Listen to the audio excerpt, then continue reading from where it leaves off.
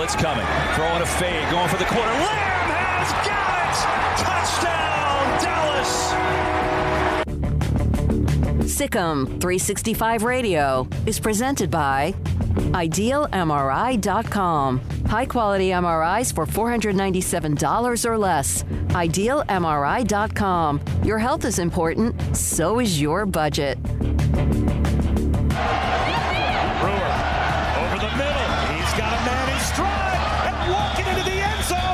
Josh Fleeks with the touchdown. The 3 o'clock hour is sponsored by Waco Custom Marketplace. Meats, sweets, Texas treats, and a cut above the rest. 425 Lake Air Drive, Waco. Here's Chad Pender, and he drives one to right field towards the corner. Tucker going back onto the track at the wall. It's gone! A 3-run home run for Pender, and with one swing of the bat for the Oakland A's, this game is tied 7-7. Here's David Smoke, Paul Catalina, and Craig Smoke. Well, we have a schedule of guests. In fact, at 3:15, Waco High's Kwame Cavill joining us because their game with Killeen has been canceled. We know yesterday University and their game with Rudder out of Bryan was canceled. Also, Bremond and Mart. Bremond had something flare up. Their game canceled or at least pushed back. And then I get a note today, and Brian Etheridge is the one that had this up on Sikkim365.com. And good afternoon, Sikkim365 Radio. Amelia and Armstrong running the mothership, Craig and Paul. I'm David Smoke on Sikkim365 Radio. Baylor's got a problem.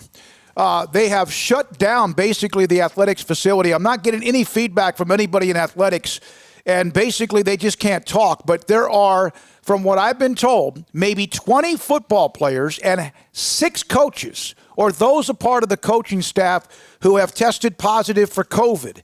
And on top of that, there could be others, of course, involved, whether it's a part of the athletic department or not. We cannot get confirmation from Baylor, but I get it from a very, very good source that they do have a problem, and they're trying to work through it. They have the bye week or off week this week, but, man, if that's the case, the jeopardy, the game next week against Oklahoma State, you would think, is in jeopardy. It's also homecoming at Baylor at McLean Stadium. Paul and Craig, they have been able to weather the storm, although the game with Houston was canceled because of the flare-up with the offensive line. Last week, the defensive line loses, people right on the verge of leaving. This sounds like here that all of a sudden things got not loose, but things got out of control. Well, I mean, that's COVID. I mean, that's how it happens. I mean, like, if we've learned nothing, it's just that you can be fine. It doesn't take much for the spark to start and spread all over a locker room, an office, or whatever. So, I mean, I guess it's surprising in that it happened, but it's not surprising in that, you know, it's bound to happen. A lot of places all over the place. Yeah, I mean, it's not good news. It's not good news. You had this open week, and all we've been talking about is how much they can improve and what all they can do and, you know, finding cohesiveness. But if you're missing 20 players and you have, you know, half a dozen assistant coaches or coaches that are also not available, then how much work are you really getting done? How much is really being accomplished versus what you thought it would be if you were at full capacity? So this open week is now a blessing, not because Baylor can, you know, fix and correct the things that they need to fix and correct. It's a blessing because thank goodness they didn't have a game this week, because there's no doubt that game would be canceled. I mean, they're not walking in with 20 players down and 6, 7, however many coaches down. They wouldn't play the game. So, and that's what they know now. That's, right. Yeah, and that's not even like the full realm of what all may be attached as far as contact tracing and things like that. I'll tell you one thing. I know there's some news from Waco ISD you'll get to. Right. People in the city of Waco, we're not out of the clear yet. I mean, I know this is going to be something that spreads and it's very easily spreadable, but there's a problem in Waco right now, clearly, because Waco ISD is shutting down, Baylor's shutting down. And it's not surprising because, you know, quite frankly, I think people have kind of just been like, oh, well, it's either harmless or it's, you know, it's not that big of a deal. And to some extent, yes, I think it's been somewhat blown out of proportion. But at the same time, that doesn't mean that we just, all right, we're just going to walk through it like it's no big deal, because this is the result, is Baylor suddenly having an outbreak and Waco ISD having an outbreak. And it's not cool, man. And I just got done. I had to stop and get some gas on the way over here. I'm walking out. I saw at least 3 people with face masks on that was not covering either their nose or their mouth. It was simply a chin strap. And I've talked about that before, but that's not helping anybody. So I'm just saying, don't be scared of your own shadow, but wash your hands, wear your mask, actually wear your mask, because it's not doing any good if it's not covering anything. So, there's something going on in Waco right now. We got to be careful that we don't let it spread too much further. And it's not a great thing for this week. Waco High and University have had their football games postponed, canceled, suspended, whatever you want to say. The campuses and 2 specialty schools closed for a week starting tomorrow because of growing COVID-19 count. Kwame Cavill will join us. Their game was canceled against Killeen, and then also it's Texas OU weekend, and he played, of course, in a handful of those games as well. So we had him scheduled to come on today because of their game.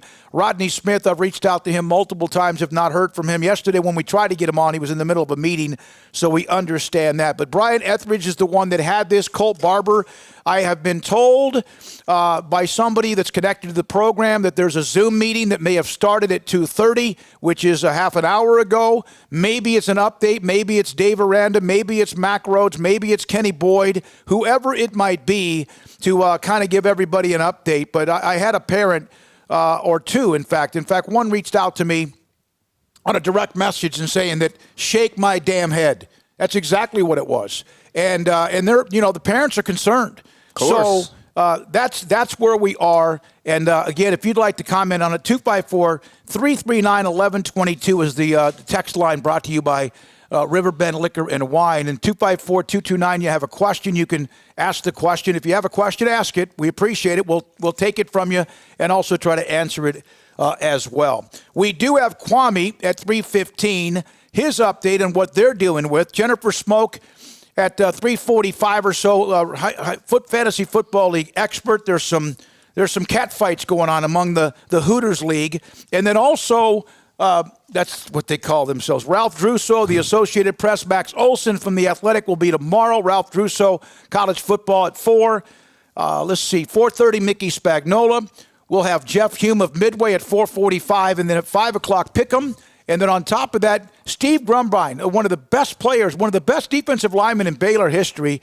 He's now in the insurance business in Missouri. He'll join us, former All-American, at 5:15. And then Sam Bradshaw, S11 on the boards, will join us today at 5:30 on how Baylor will try to fix whatever they have. And right now, football's almost in secondary. And thanks for a lot of you who reached out to me on the board or by direct message or Twitter, whatever, email even, about having Football Bob, Gary Comer, the football coach, on with us yesterday, and that will be a weekly segment on Wednesdays at 5:30.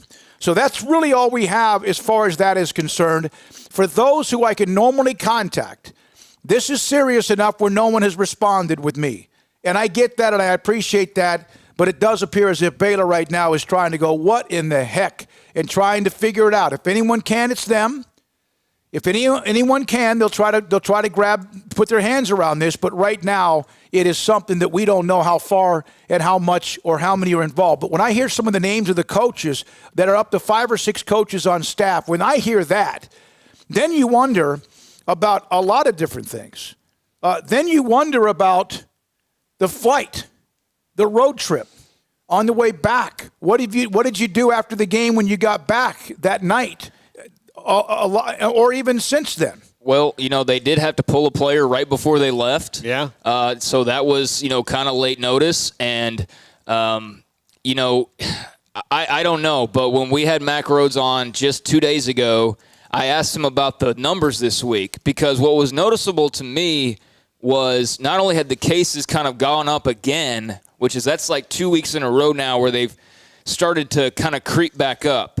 And that's understandable to an extent, because more and more people are converging on campus, and you're now traveling and all of that, and there's only so much that you can do.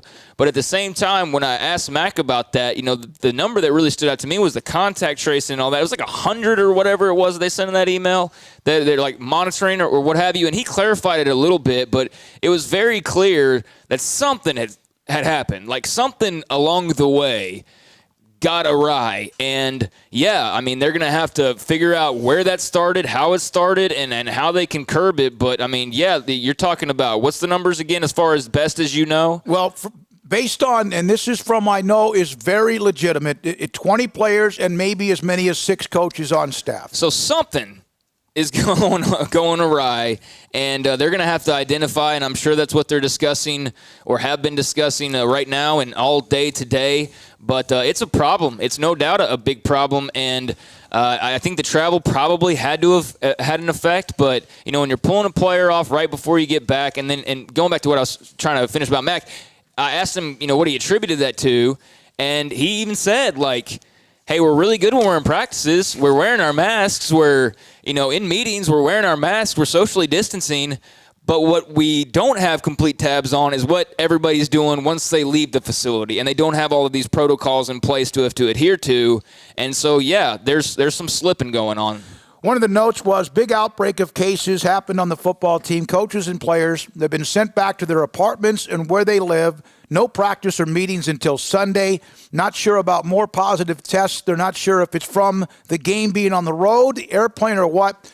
And that's just kind of what that is from inside the program. Not from a player, not from a coach, I'll tell you that, but somebody that would know. And now, of course, we wait. And thanks to a lot of you that have reached out to us about some of the information as well. On the Twitter, okay, I'll check the roster. Just curious what happened. A player, I'm not going to mention the player because I don't want people to relate it to COVID, but we'll find that out about a player that you asked about on the 254-229. Let's take a break, come back. Kwame Cavill, text line is open. Your thoughts. How, when I got the news, I saw what we see is going on with Tennessee. The Titans might, who knows, the NFL might just hammer them because of what they did with that practice. They might just say, you know what, we're not going to cancel or postpone the game. You're forfeiting. You want to get the attention of players? You're going to miss a game check and you're going to lose a game. And that's a football team that last year played for the AFC Championship, if I'm not correct, Mike Vrabel and them, right, against Kansas City. And so if you want, we keep seeing like the SEC came out with another update about if you don't start taking care of protocol and your mask, we're going to. Eventually, somebody in charge stop writing memos and start handing out more than just fines, but much more than that hurts the program. And I'm not saying that's the case with a Baylor or if this was LSU or if this was even someone like Oklahoma State. But the memos keep being written, nothing's being done, and you know what? It might not matter no matter what you do right with the protocol, how safe you are. It's something that is kind of this unseen, unknown, and it can flare up. Kwame Cavill, his thoughts on what they're dealing with at Waco High and their game being canceled next on Sikkim 365 Radio. Richard Carr, Buick GMC Cadillac. The kickoff savings event continues on now, and take advantage while you can. They've had some great deals going on for a while, and those great deals continue on. Richard Carr is all about the customer service. First of all, they will bring the test drive to your home if you don't feel comfortable coming over to the dealership. Their employees are constantly hand sanitizing and washing their hands, as everybody out there should still be doing. And they're making it a really pleasant experience. But just in case you're still not quite sure, well, again, they can bring the test drive to you, and not only that, but they can provide you with a lot of great deals. The kickoff savings event, all 2020 vehicles on their lot are priced to move right now. You can get it all. A smooth, quiet ride and a fantastic first-class interior matched with power and durability with the GMC Sierra, a.k.a. the best truck on the road during Richard Carr's kickoff savings event. Qualified buyers will score $9,000 off a 2020 GMC Sierra at Richard Carr. The 3-row Buick Enclave is an amazing value in a luxury SUV during the kickoff savings event. We'll let Richard Carr bring the Cadillac experience to you with the XT4, XT5, or the full-size 7-passenger Cadillac XT6 and save $2,000. It's the kickoff savings event at Richard Carr. Score huge savings right now on all vehicles in stock. Go to richardcarr.com or come see the deals at Highway 6 and the Imperial exit, or call and they will bring the test drive to you. With so many companies and policies out there, it gets so confusing shopping for insurance, and I never know if I'm getting the policy that's right for me. Luckily, I met the team at the Niche Group Insurance Agency. With the Niche Group, you can go to one company and get access to coverage options from many insurance carriers, and you get to speak to a real person about your specific coverage needs. With the Niche Group, I know I'm getting the right coverage at the right price. If you need insurance, talk to the experts at the Niche Group at 1-800-258-8302. At Ideal MRI, we feel blessed to be a part of the Waco community. We're a small family business right here in Central Texas, and our goal is to bring down the cost of healthcare while maintaining high quality. At times like this, the cost of healthcare has never been more important, and unfortunately, significant illnesses and injuries still occur. That's why Ideal MRI is open and here to serve you through the difficult time. We offer premium MRIs just like a hospital with state-of-the-art technology and specialists, but you'll pay less. Sometimes thousands of dollars less, whether you're using insurance or not. At Ideal MRI, we accept most insurance and there are no hidden costs, even offering financing if that's needed. Everything included in the price, and you'll not get something as a surprise in the mail later on. If you need an MRI, ask your doctor about Ideal MRI. They'll know. You can schedule an appointment safely from home online in minutes at idealmri.com or give us a call, 833-IDEAL-MRI, idealmri.com. Waco's newest gym, Halo Athletic Center, 5725 Bagby Avenue, right behind Region 12 and across the highway from the Central Texas Marketplace, where motivation, inspiration, and hard work are the driving force. State-of-the-art equipment, indoor and outdoor track, locker rooms, showers, yoga and bar classes by Duality Yoga, bod pod potty composition analysis, and registered dietitians, all under one roof, where we rise above. Come join the Halo Athletic Center and be a part of the change, your change. Hey, this is Bryce Petty, former starting quarterback and two-time Big 12 champion, and I know firsthand the importance of being in top shape both on and off the field. So listen up, men. If you're feeling beat down day in and day out and looking for that high-performance edge that separates the men from the boys, then look no further than the Petty Clinic Low T in Waco. Petty Clinic is a comprehensive men's healthcare clinic with an atmosphere catering to men. Board-certified Dr. Kent Petty has a special interest in offering the highest quality medical care to men of all ages. Some of the services offered include screening and treatment for low testosterone or thyroid, infertility, high blood pressure, diabetes, high cholesterol, sleep apnea, while offering comprehensive wellness exams and complete men's health lab panels. High performance men, remember, it's not just a Petty thing. This is Bryce Petty, encouraging you to reach out and Google search Petty Clinic Low T or go to pettycliniclowt.com and get your complimentary lab screening today. Riverbend Liquor and Wine has their easy-to-access drive-thru open and convenient and clean in-store location on the corner of Lakeshore Drive and North 19th Street in Waco. Riverbend Liquor has the best and most extensive variety of craft beer selections in Waco, and Balcones whiskey, including single malt, pot still, baby blue, rye, brimstone, and the all-new lineage in stock. Riverbend Liquor and Wine, family-owned and operated, and a hidden gem in Waco on Lakeshore Drive and 19th Street. And find out more on Facebook and Instagram.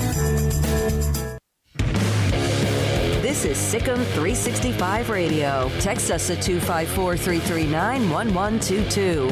The Sikkim 365 Radio text line is sponsored by Riverbend Liquor and Wine, with the most extensive variety of craft beer in Waco. A hidden gem on Lakeshore Drive and 19th Street. I just received a text from Kwame Cavill at Waco High. He was going to join us and discuss their issue of having the game with Killeen canceled and the COVID issue that's hit Waco ISD, and their superintendent, Dr. Kincannon, has put out a memo as well. University yesterday, a part of that game with Rudder, canceled. And so, and these are non-district games for the two schools in Waco ISD, but they're still canceled. Kwame just told me they're about to go into it. He's about to walk into a team meeting, cannot talk until it's done. So we will stay where we are, and we're pretty open. And so if you're a Baylor fan, your thoughts right now, the frustration of, one, that a flare-up has occurred. Number two, and this is something that was going to happen perhaps. We just didn't know which schools might be affected more than others. And they've been battling this. They've been swimming upstream really since the week of the Houston game. And then the second thing is let's look at it in football terms. I get it. The health of the players and the coaches are huge. It is huge. But the reason why the bye week or the off week was such a big week, considering how they performed offensively on Saturday, was this was the week when we continually said reps. I just wrote a column today. I just this morning posted a column about how this week is going to be good for Baylor. Hey, Colt, I'm going to need an idea for an article because, I mean, it's an open week, so can't really focus on the upcoming opponent. And now with this news, can't really focus on them practicing all that well either. Mm-hmm. So I don't even know what to write about now. You'll at this be good. point. You'll figure something out. And no, it may I'm not just be. Being serious. Like, please give me a suggestion because I have no idea what to even write at this point. There may or may not be a game in 2 weeks. But there's not one this weekend. Yeah, we don't know about. We don't know. It appears as if you had 3 or 4 guys that shut down the Houston game in a position, you're talking about if these numbers are anywhere close of legitimate of 20 or so, you're talking about numerous position groups, not just one. There's no position group with 20. So you're looking at what could be, everything across the board. And again, those at Baylor, who I can, with all due respect, at any time, try to at least get some sort of something that no one's talking. And that's good. That's fine. Because right now I think what they're trying to do, where we're looking at what we're getting from those who are attached in some way to the program, they're trying to get their hands around right now. How the hell do we handle this, even if the number's 5 or 9 rather than 20? But when you get coaches and players, you're going to have to go in there with a blowtorch. Yeah. I mean, it's... Well, if you're shutting down the facility, that tells you a lot about what's going on. And as Colt had on the board, and I had too, based on those who I've been in touch with, that we're going to have a Zoom meeting. That might be still going on. I don't know. That was 50 minutes ago or so. I would think that's a Zoom meeting that's going to last a long time today. Very well could. It's unfortunate, but, also all of it's not all that surprising. I mean, we kind of, said all the way along that there was the potential of something like this happening. We knew there were going to be positive cases. We knew that there was going to be some trying times. And, I mean, if anything, the bye week actually does come at a really good time, clearly, but just not in the way that you would like it to have been timed. Because this was, as we've, said ad nauseum, going to be a big week for practicing and ironing out some details and ironing out a lot of other different things, improving what have you. And now that looks to be off the table. I mean, if you're closing down the facility and you've got a number of players and a number of coaches that are unavailable and no telling how far the ramifications of that reach, then how much work are you getting done? Little to none, quite frankly. And it's more of you just going back to the way it was before the season started and before players returned to campus, of where you're doing Zoom meetings. Well, how productive was that in the long run? Yeah. I mean, we saw where it certainly helped in some areas, but certainly did not make up for the lack of on-field time and things that you would be doing out there together in practices. Well, and here, look, I think last week's offensive line performance is just indicative of how valuable on-field time together is in the short term of a week or 2 weeks between games. I mean, like, really, when you think about it, that 5 had never played together in that arrangement in a game. Right. So, and that's just one position that didn't get time together because of COVID and suspensions and all that. So that had never happened. So that in just the short term. So just imagine when you add on how much practice they could have had. And all these teams around the country could have had. Man, and I do think, and look, I'm watching the NFL. I'm watching everything. I'm seeing a lot of, like, teams that are, like, you can see that they're good or they have players, but they're not good yet because they don't look right. Nothing looks right at times. The defenses look really off almost all over the place in the NFL. And see, that's different. That's weird because normally the defense is ahead of the offense. Yeah. When it comes to the start of a football season, the defense is usually ahead of the offense. This year it seemed like, Baylor, obviously with the game at West Virginia, they surely weren't ahead of the defense. But for a lot of cases, like, I don't know if, and without giving the Cowboys an excuse, they've been together for a long, long time. No preseason games, but they've now played 4 games, and it doesn't look like anything has changed. And I don't know if preseason would have made any difference when it comes to the Cowboys defense anyway. Right. Well, I mean, They've got more problems in their defense as of the news today. Yeah, that's for certain. With Tyron Smith, and we'll get to that later. But the 817 already gave you an article idea, Craig. Can you do an article on the seniors, and if any are already considering coming back for the extra year, if any of it are already declared? I don't think we'll know any of that. No, we have no idea. But what I would suggest to mold that would be go through the seniors and give you like the best odds of coming back and ones that could help the most maybe. Robert Brewer suggested what Charlie at least talked to him about before even the game with Kansas. But, and that's – who knows? It's a good idea. It's just there's so much of a lack of information on even where to begin with that. We might get 2 or 3 players a week, and that's it. Maybe 1 or 2 after a game, and that's not a question you ask a guy after the game. It's not a question you ask during the season. Yeah.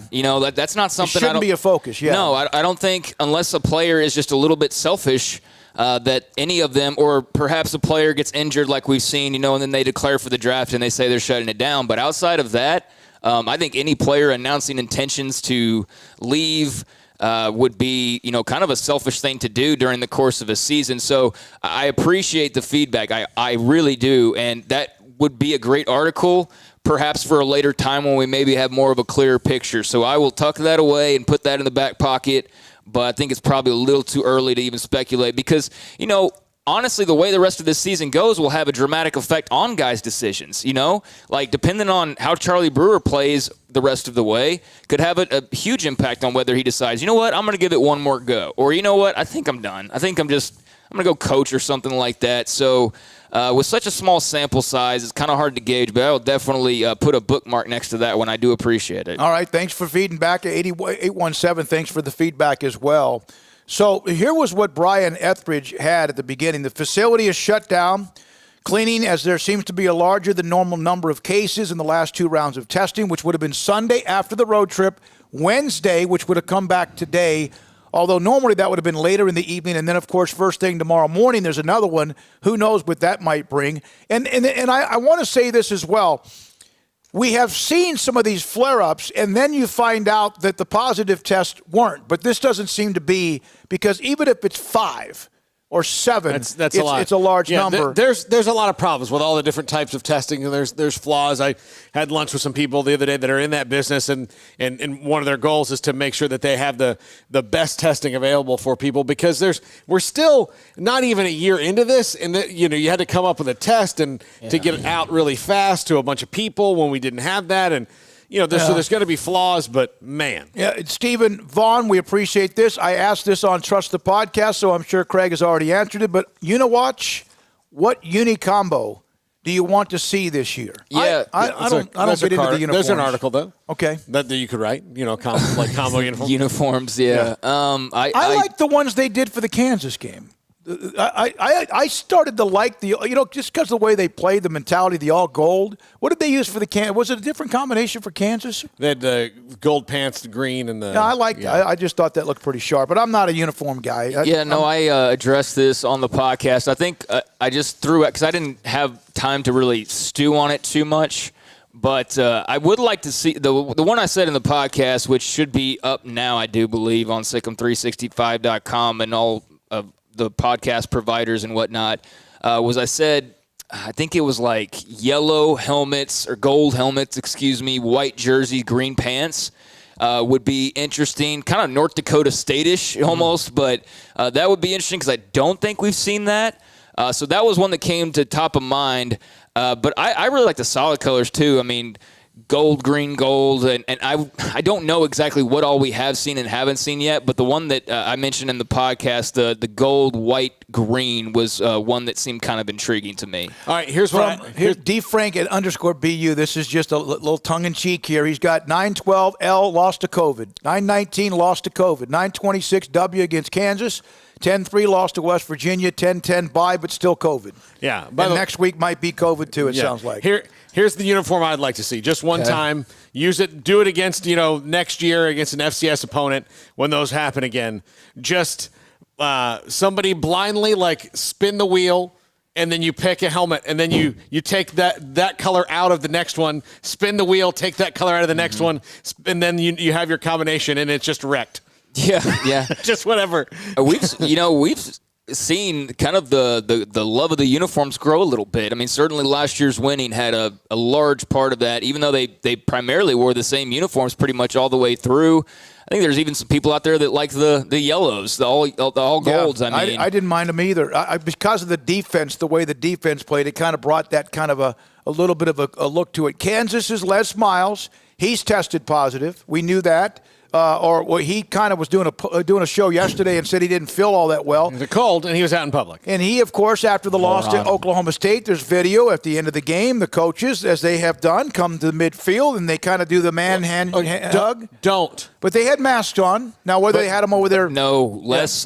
There was just a picture in my timeline of Gundy and Les Miles, and Les Miles' mask all the way down below his mouth. Yeah. So there you go. And you guys know from the very beginning, I've wondered about this, and I understand it's contagious, and so are some other things, and I know this is a different animal.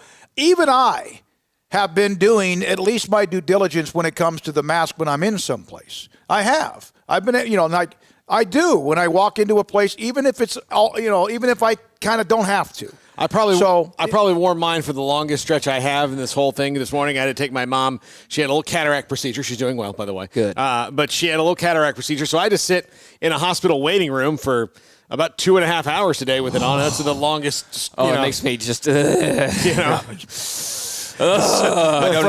Matt in D.C., I want the white helmet, the gold jersey, the white pants. Oklahoma State is done. Start to prepare for Texas, Matt in D.C. Of course, Texas and OU. By the way, the one thing about Texas OU, other than the rivalry, and there's all sorts of names, and Kwame, maybe we can get him on, although they're pretty loaded up after 3:45. Anyone remember the name of Edwin Simmons? He played at Hawkins High School. He was one of the great running backs ever. That game established running backs. Adrian Peterson's first ever carry. Craig, you and I were at the game. His first carry ever as a freshman against Texas was like inside the 5-yard line. Housed it, and he almost went 90-something yards. He got tackled around midfield. Edwin Simmons had a long run, has a freshman against Oklahoma in a win. Marcus Dupree exploded against Texas when he was at Oklahoma as a freshman. Edwin Simmons got up. He was a great running back at Hawkins, was a pretty good running back at Texas. He had some things happen to him when he was also there, but I spoke to him on the phone.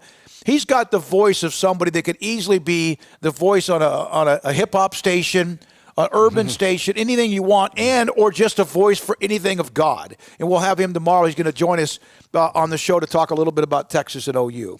Do you have a uniform combination you would like to see? I like the ones, whatever they wore against Baylor. I don't know what they were. Against Baylor? Against Kansas. That's whatever that was. It was fine to me. It looked clean. So that's when it looked clean to me. So I guess I thought there was some white involved. I'm not sure. It really, I'm not one to ask about the uniform. I know some of them look like the ones that the military academy, the helmets that some of these guys have been able to wear are amazing to me, but I'm not a big uniform guy. And I kind of have not been thrilled with some of the traditional looks that have gotten a little bit haywire. Like what Nebraska's tried to do at times? They have tried to do at times, and it looks just godforsaken. It would look really cool if they were winning. I mean, that's all that matters. I mean, they're like, granted, if you went out there in all like pink, purple, and like they had green some or something, that were just they were grotesque almost. Like looking. some of the alternate uniforms look really cool. Some look bad. Those Maryland ones that were the state flag, those were atrocious. Navy had some really cool ones. The Army and Navy have some really cool alternate uniforms.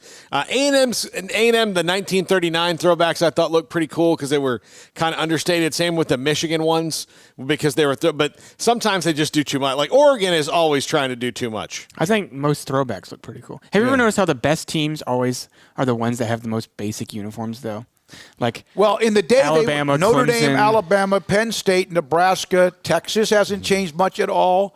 Oklahoma's were pretty much the same, whether they were wearing the all red or the white with the ones that were clean. Now it's changed, and of course it's all about marketing. Yeah, Baylor wore green, gold, and I did like that look. No, That's that was a sharp it. look. I like that look. It just kind of looked clean to me. By the way, Matt, 832.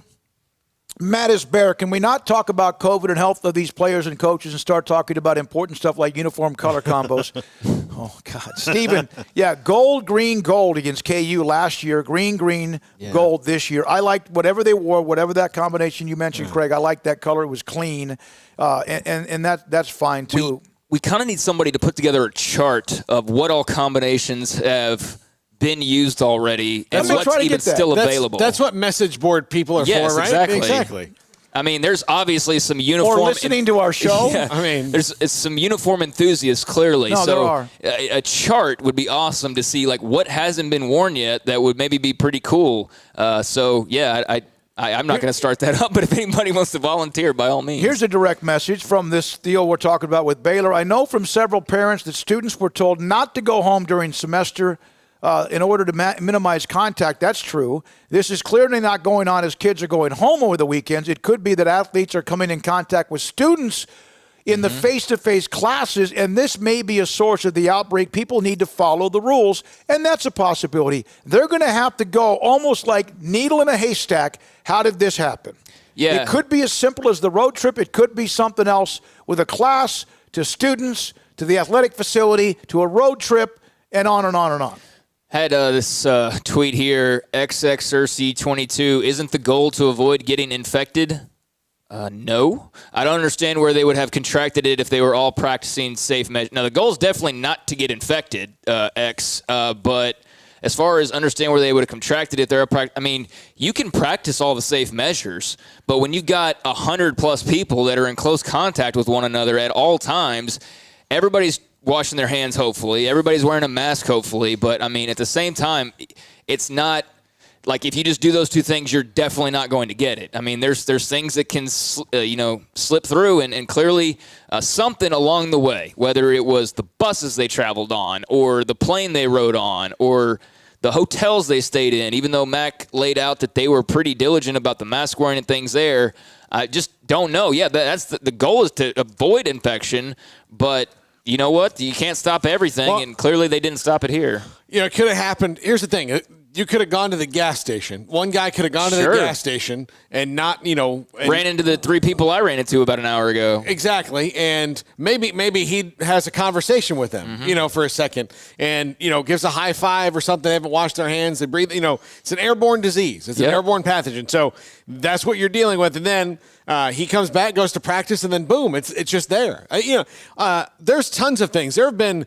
Do you remember a few years ago when the Bucks almost got sued by every player on the team because staff ran through the locker room real fast? Yeah. Locker rooms are it's a place where it's going to run through fast. You can do everything you can, but once it gets there, it's there. Right, and we'll look no further than the Tennessee Titans, and I do need to apologize to X. I misread what you were trying to say. Isn't the goal to avoid? Yes, that's the goal. Sorry, I misread that first part of what you said, so I just wanted to clarify there. From Bill in Austin, he said, didn't NC State with 23 players out or didn't Virginia Tech beat NC State with 23 players out? I say play on.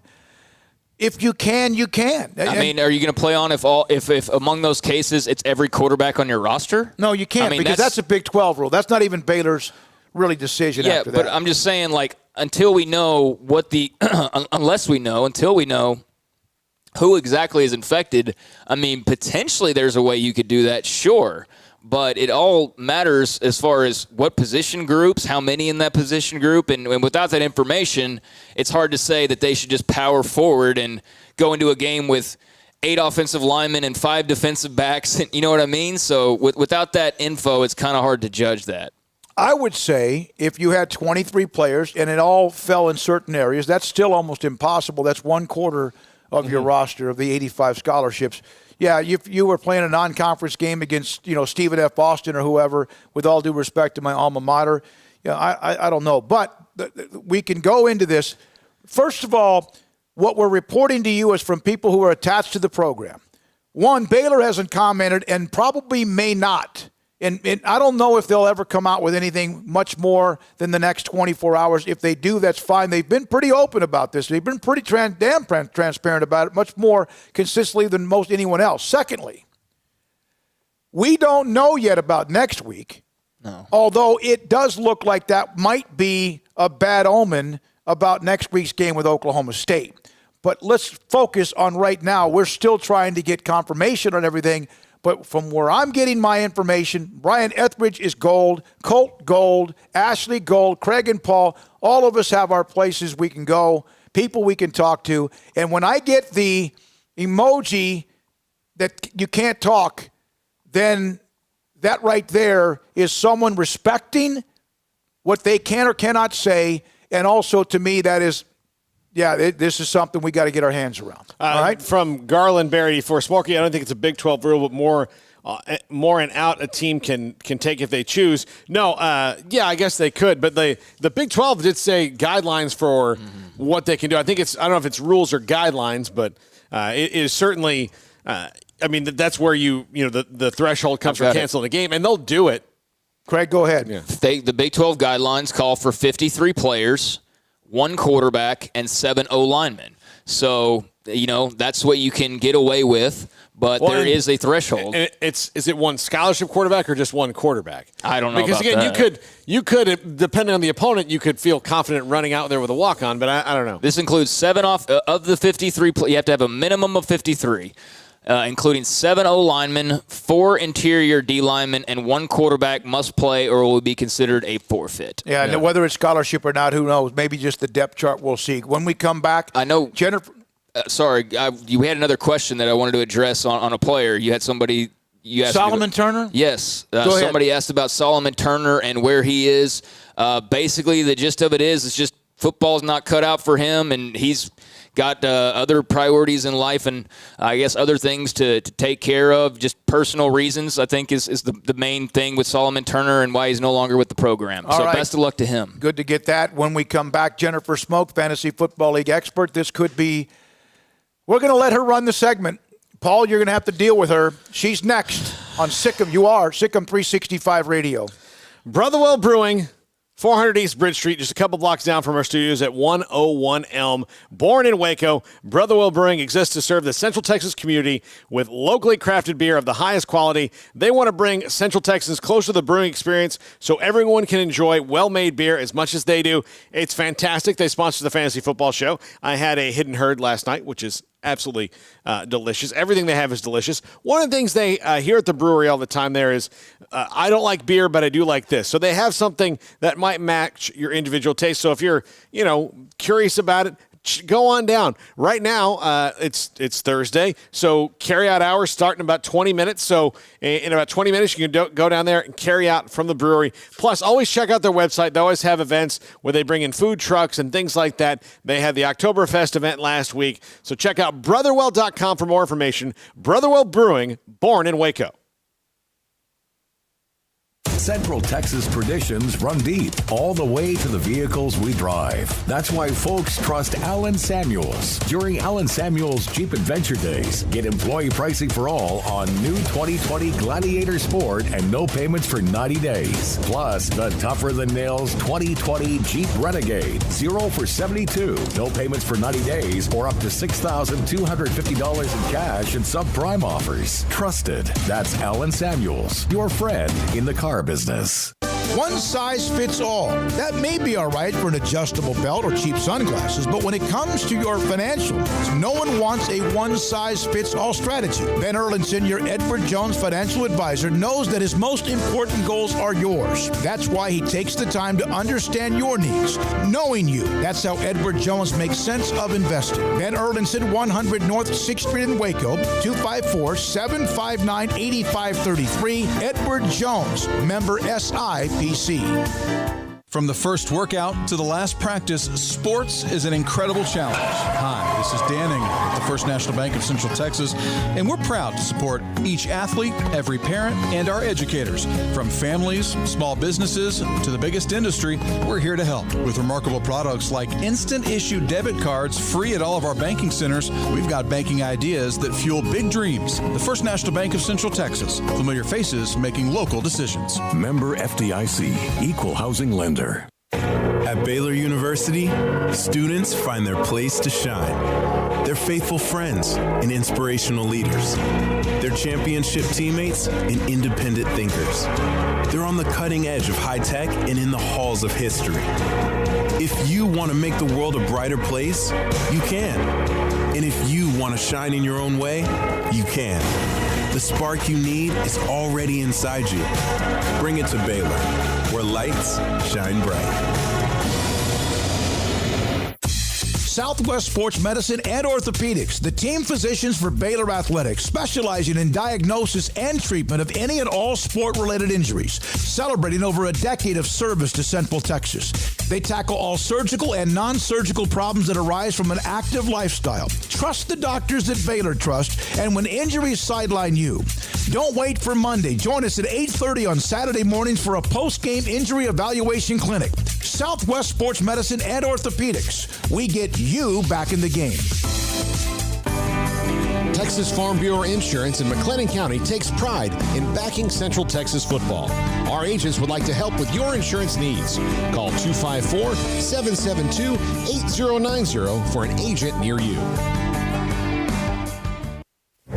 Stepping into the boots of a U.S. Army officer can add confidence and leadership skills to your son or daughter's career path. See all the things they can achieve in our boots at GoArmy.com. U.S. Army Waco Recruiting Company, 254-598-8131 or 254-776-1543. Welcome back to Sikkim 365 Radio. The Sikkim 365 Radio Live Guest VIP Hotline is sponsored by Stonewood Dental. We are all in this together. All right, this is the Fantasy Football League segment. Craig, well, Paul does a podcast that runs on Tuesday nights or records on Tuesday, runs after the show today. Is that right, Paul? Well, it's already run. We run it live, and then it's up there all the time. So. Well, and Jennifer Smoke, who's 2-2 after 4 weeks, is the fantasy football expert. She suffered a very difficult loss to Taylor, who's a very mean woman. And said Taylor laughing? The mimosas have already been flowing, I can tell. Okay. Yeah, she's a very mean woman because of some ugly texts that were shared. So here's the thing. Jennifer, Kara, Taylor, Meredith, and Casey are on a girls' trip somewhere on the East Coast. And so we're going to do this as a conference call. So, Jennifer, first of all, how could you go on a trip with Taylor as ugly as she was to you with the text messages after she upset your team? Oh, it was hard, Dad. I asked her if she would mind just canceling her trip so that she doesn't have to be with us this weekend because I was still pretty bitter about the loss. But unfortunately, all the other girls really wanted her to come. So we had to let her So she's here. It's fine, Dad. It's fine. She deserved it. I'm surprised that she was 0-3 anyway. So, she needed her first win. Okay, all right, they're all sitting in a they're all together in this at a pool. They're poolside right now. At the poolside and having their bottles of water. So, what happened? Your team performed well. How did you lose this game? What happened? Your defense did not score enough points. What happened? Dad. Well, first of all, I'm still struggling trying to get a consistent quarterback because I did put Burrow in last week, and unfortunately, it wasn't his best week, but he did get me about 20 points. He had one touchdown, and if T. Higgins wouldn't have dropped that one touchdown in the end zone, maybe that would have helped me out a little bit. But also, I feel like Ertz is kind of struggling a little bit because the Eagles are missing all their wide receivers right now, so Ertz is getting double covered. But there's several things that have been making my team, last week difficult. But also Taylor had an amazing team and had a great, great week last week. That's not what you said to us in the group text. You said some really things about her. Paul, anything for Jennifer? You're the one that screwed up her quarterback play with Gardner Minshew or whatever his name is. I think if she would have kept Minshew, she'd be a little more consistent. That's just my opinion. All right, what has she got wrong? She's got a good team. No, she's got a good team. Last week, her opponent just had some big weeks. Yeah. I mean, Mike Evans had a big week, so she's So all how right. do you fix Jennifer's team to make sure she remains in this 130 plus points? I would try to maybe make a trade for a wide receiver that would match well with Kenny Golladay now that he's back. But other than that, I like what she's got going on. And look, Deebo Samuel is on her bench. She made that move. Deontay Johnson, that's another good one. She's got a good team and a good bench. She picked up Robert Tonyan, so next week after the bye, she'll be able to replace Zach Ertz if she wants to with Aaron Rodgers' new time. I'm happy, Jennifer, with your team right now. I'm giving you. Thank you. Yes. Thank you. I like to hear that. But Yeah, I think this week, one of my biggest things is I need to decide. Galladay's going to be out this week. He's got a bye this week. So I have to decide if I want to put in Jefferson, Debo Samuel. So that's one of the decisions I'm trying to make. I did end up I had Goff on my bench last week, and I ended up dropping him and picking up Herbert. So right now my two quarterbacks are Burrow and Herbert. I was going to try to pick up Minshew again, but Taylor has again grabbed him. So we'll see what happens. Taylor, let me ask you a question. Taylor, did you like his mustache or something? Why did you pick up Gardner Minshew? Because Jennifer told me you really were clueless about this football stuff. Stop. Well, I can't take you for what that's worth, but what I did was because both my QBs this week are on a bye, so I had to pick somebody up. Okay. So I just picked up the top one. You got some help from your friends is what happened. Yeah, she says as she talks to three sports guys on a radio show about her fantasy football team. No, and Taylor, I'm joking about that. She really didn't say that. Now. Thanks, Dad. You're welcome. Craig, do you have anything for Jennifer? For Jennifer Garrett? No. 2-2. Oh. By the way, Craig, did you want to say hi to any of my friends or what? Hello, all friends that are there with Jennifer. How are you guys? Taylor said Brittany's not here this week, so I don't care. I'm saying hi to whoever is there. So, what happened to Persia? Where is Persia? Oh, her baby got sick with a cold, so she wasn't able to make this trip. But we miss her, and hi, Persia. But she wasn't able to be here this weekend. Okay. I'm going to give some advice to Taylor, if I can. Can I give some advice to Taylor? I'm here. Okay, Taylor. Trade Matthew Stafford to somebody in your league that needs a quarterback because you won't need another quarterback for the rest of the year because you've got Aaron Rodgers, and that should be fine. And he's already had his bye week. She's sitting next to somebody that needs a quarterback. She's sitting next to somebody who needs a quarterback. So Rodgers was my backup. Isn't that crazy? Yeah, that's so maybe your friend Jennifer, you can bridge that gap because they're not going to play again for a while. Yeah. Now, I'm willing to make a deal. All right. So right now, Persia's undefeated, and that's why she's not there. She doesn't need to be hanging out with you guys because she hasn't lost yet. Where is Mare Bear? Where is Mare Bear? Mare Bear's right here. Okay. Come here, Mare Bear. Mare Bear. It's good to. So, how's your team doing? And are you off to a good start? What's your record after 4 weeks? Well, I just want you to know that I was the reigning champ last year, so I had a lot to live up to, but I've had a few losses. With that being said, some of them only by a decimal point, a 0.5. A decimal. Yeah. Jennifer went through that a couple of times last year, where she lost a couple and won a couple by decimals. Is Mare Bear's team, dude? Where's Lamar? Yes. Okay. Because Lamar Jackson is hurt, and I don't know what to do about it. So you can't. That's part of the. She's got a good team though. I mean, she needs some better wide receivers, but just stick with your team, Mare Bear. All right. Now I always get Casey and Kara. Is Casey the one from Post, Texas? Dad, you say this every single time. Yes, she's from Post, Texas. She's from Post. Casey, how's your team doing? What's your biggest weakness on your team? Well, actually, I'm 4-0. Oh God! I've won every game. She would be show me the Murray. Is she showed me the Murray? I'm something about Thielen. Something about Thielen. Okay. Oh, okay. Can't stop the Thielen. There we go. God, some of these names are brilliant. They really are. So I think I came up with a new name. By the way, I think since now that I have Burrow, I think I'm going to burrow you alive. What do y'all think? That's. I would. It's a little lengthy. No, I would think burrowed alive would be a little bit shorter. Burrowed alive. Okay. Yeah. That's you. That's. I can't believe for 4 years in a row you were the class president with that kind of English at the largest school in East Texas. So Casey's got an advantage because her father's a former coach. So she's getting some advice from her dad because he was a heck of a football coach in Post. Now, all right, where is Kara? Kara's right here. Right here. She needs some of y'all's help, though. Okay. She's 1 and 3. Okay. Well, she's only a game behind you, Jennifer. Kara, how you doing? What's her? Hold on. I gotta pull the standings back up. I lost them. Okay, there we are. Okay.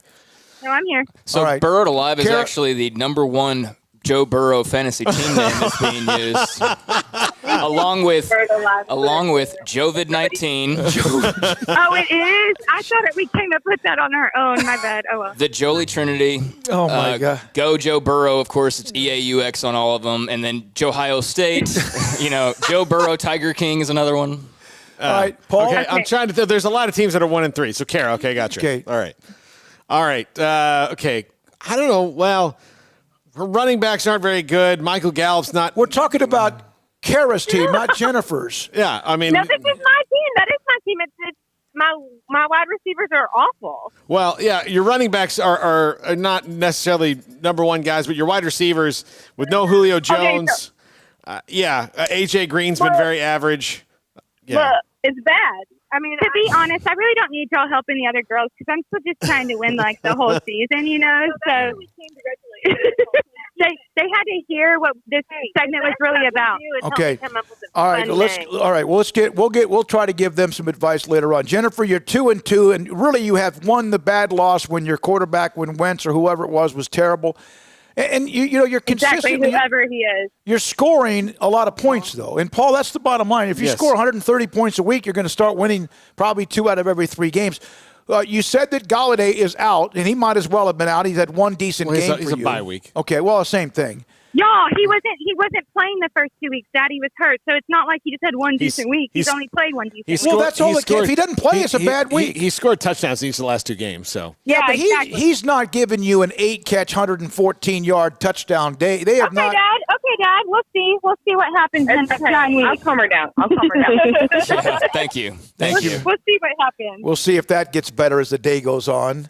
All right. So let me ask you guys this. Would you play Jefferson or would you play one of my other backups? Okay. Deebo Samuel, Paul, he's a player. Deebo Samuel only if Garoppolo's back. If not, then play Justin Jefferson. Okay. Yeah. Got it. Yeah. Noted. Okay. Deontay Johnson's not a bad one to put in that spot either. Who is he? Pittsburgh wide receiver. He is kind of taking a lot of catches away from Juju Smith-Schuster. So okay. Okay, and then tell me this: Burrow or Herbert? Burrow is playing the Ravens, so I would roll the dice on Herbert against the Browns or against the Saints. But Burrow could get a lot of like garbage passing yards because he's going to be throwing a lot. Like Dak? In that, yeah, he's going to be throwing a lot from behind in that game. You would think. Well, who are you playing this week? I'm playing Persia this week. Oh dear God, that's what she's back at home working on her team, and you're sitting there off in Netherland, whatever you want to call it. Okay, her team's really good. We know, Paul. She can thank her husband for that one. Holy cow. Her bench. Well, are you blaming Daniel then, basically? Because she's... No. I do the work for my team, but I can't... Oh, my goodness.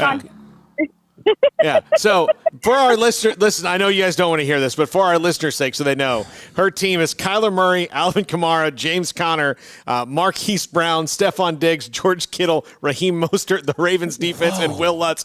If Raheem Mostert's back this week, that's going to be huge for her. So and why? She has Jerick McKinnon to flip in for Raheem Mostert. Chris Godwin's out on her bench, so when he comes back, she can put him back in. All right, so here's the bottom line. Persia's a friend of yours, correct? She's very much a friend of the family. Ask her if she'll just give you Kittle. Just straight up, Ertz for Kittle, right, Paul? Yeah. That'd be amazing. Yeah. That would be amazing. And she'd still probably beat you with that, but still, that would be just nice. She's got everybody's handcuffs. It's an impressive roster. It's really. All right. I'm very impressed. Yeah. All But right. she could easily lose somebody as much as I lost Barkley, so you never know what's going to happen. Yes. No, you're right. Don't wish that on anybody. But, okay, so Tara's not there. I wish it on some people. But it's fine. Where are Alex and Macy? They're not here on this trip with us. Did you invite them? No, it's a different group of friends, Dad. There's different groups. Okay. You know? All right. So, all right. But we like them. I mean, I like them too, you know. All right. So this is a girls' trip from Sorority Row, right? Is this what this? This is my sorority sisters, Pi Omega, Texas Tech. Yes. Yeah, how you feeling about the Red Raiders, guys?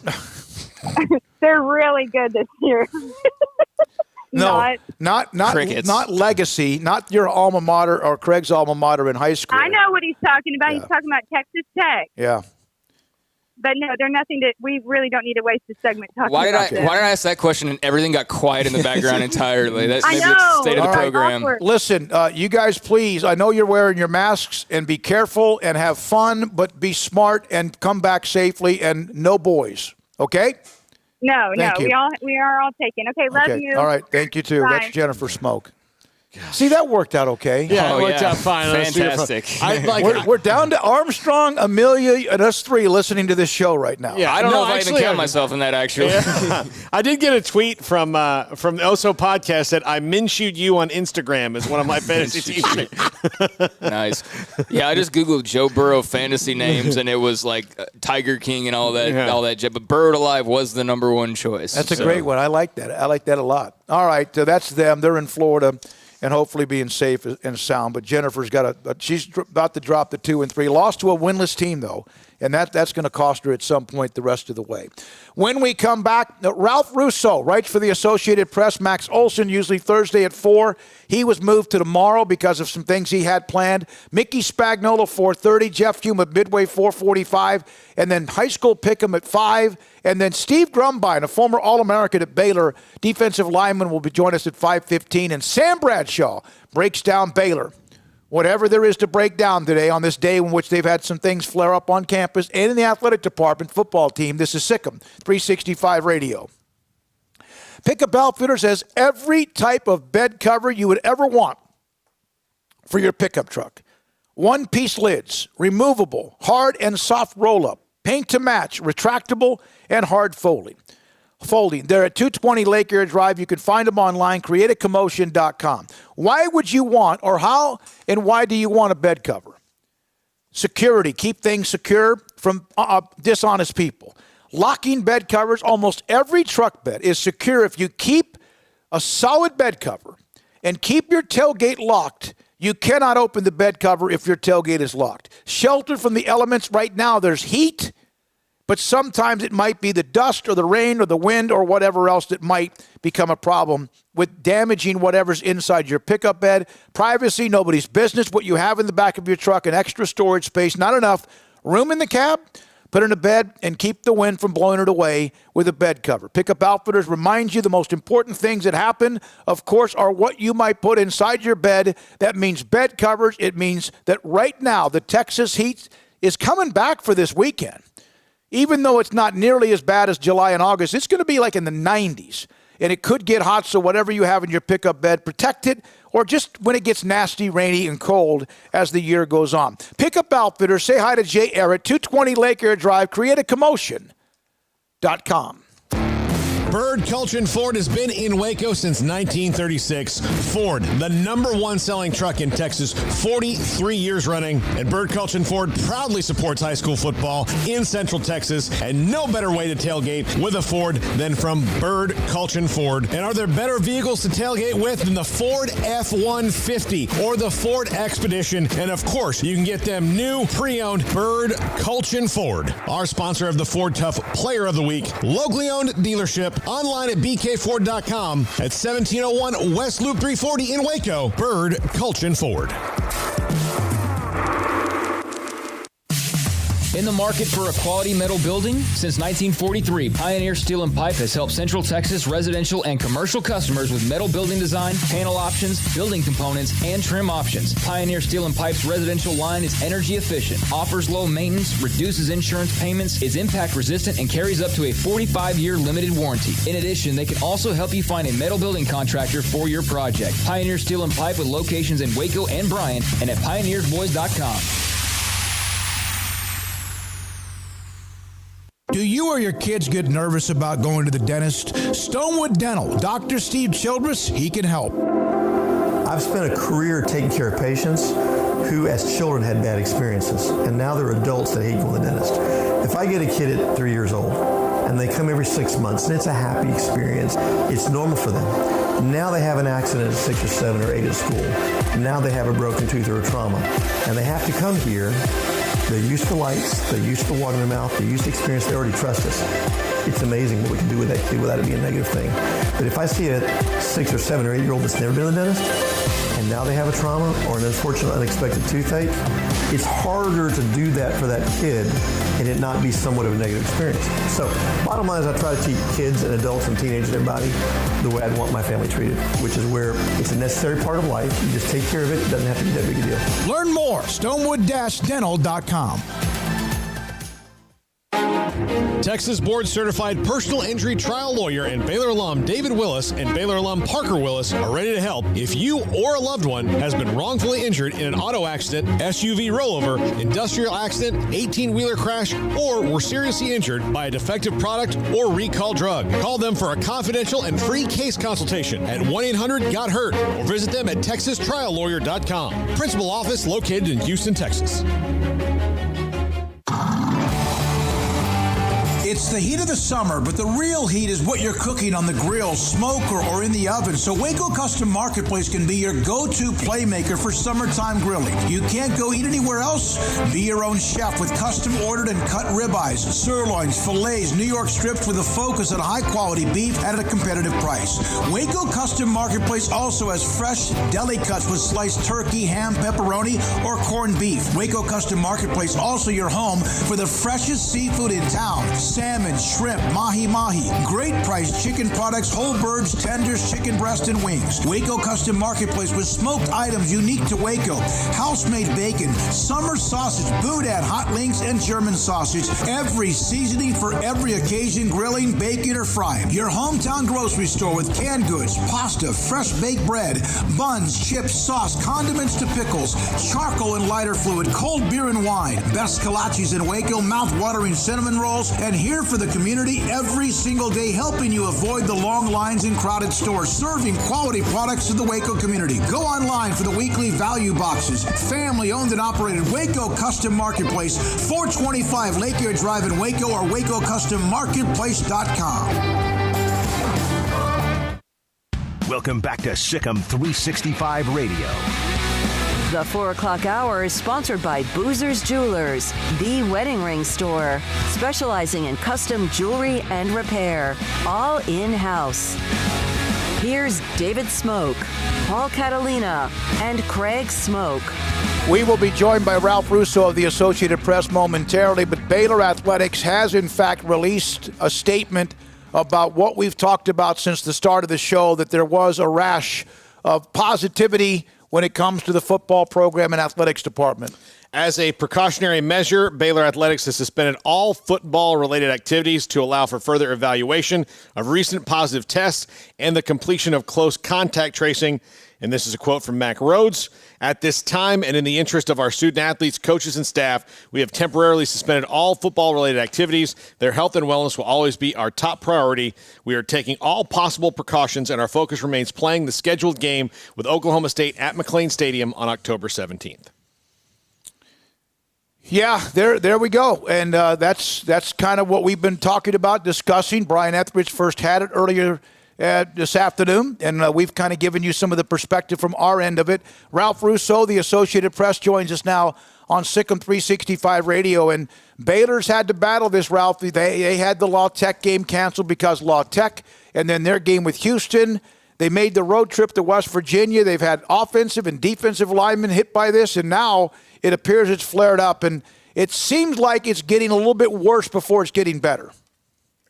Well, it depends on where you are, right? Yeah. And certainly for Baylor, it's been that way, So I've been keeping, like anybody should. If you're doing what I do for a living, been keeping track of how many games have been postponed. And obviously no game is being postponed yet because Baylor, unless I'm missing something, right, they don't play this week, right? Yes. They don't play this week. So in some ways they were somewhat fortunate, right? This came up on an all open week. But over the last couple of weeks, the amount of games nationally that have been postponed or canceled seems to be going down a little bit. And that's good because it's at a time when the amount of games is going up, right? The SEC has yet to have a game postponed or canceled. The Big 12 has yet to have a conference game, though it had some issues early in the season, including with Baylor, or some non-conference games. And some of those were the teams that the Big 12 was playing against. If anything, if you look at the list of games that have been either TBD or canceled, I think it's up to 25 or 26 now since August 26th. Most of them involve group of five teams, and sort of the group of five team is the problem, quote unquote, is having the problem. Now, there's been some in the ACC, Notre Dame, most notably, and most recently.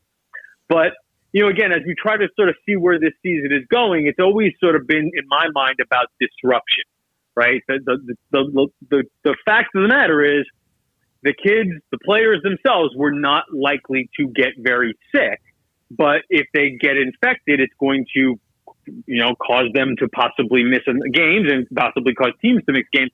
So the issue was, are you going to have a representative season if you're constantly having to cancel and postpone games? And does that get messy?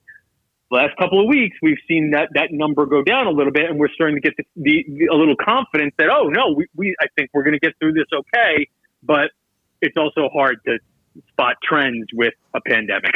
Yeah, Ralph, I wondered, a few weeks ago, was there a tipping point for the schools to say, all right, well, this is just too much to deal with? But to your point, it looks like at least, we're a ways away from that. But for players, for coaches, when does this get too much to reasonably put forth the effort they are, and you can start getting worried about just stress on their emotions in a season like this?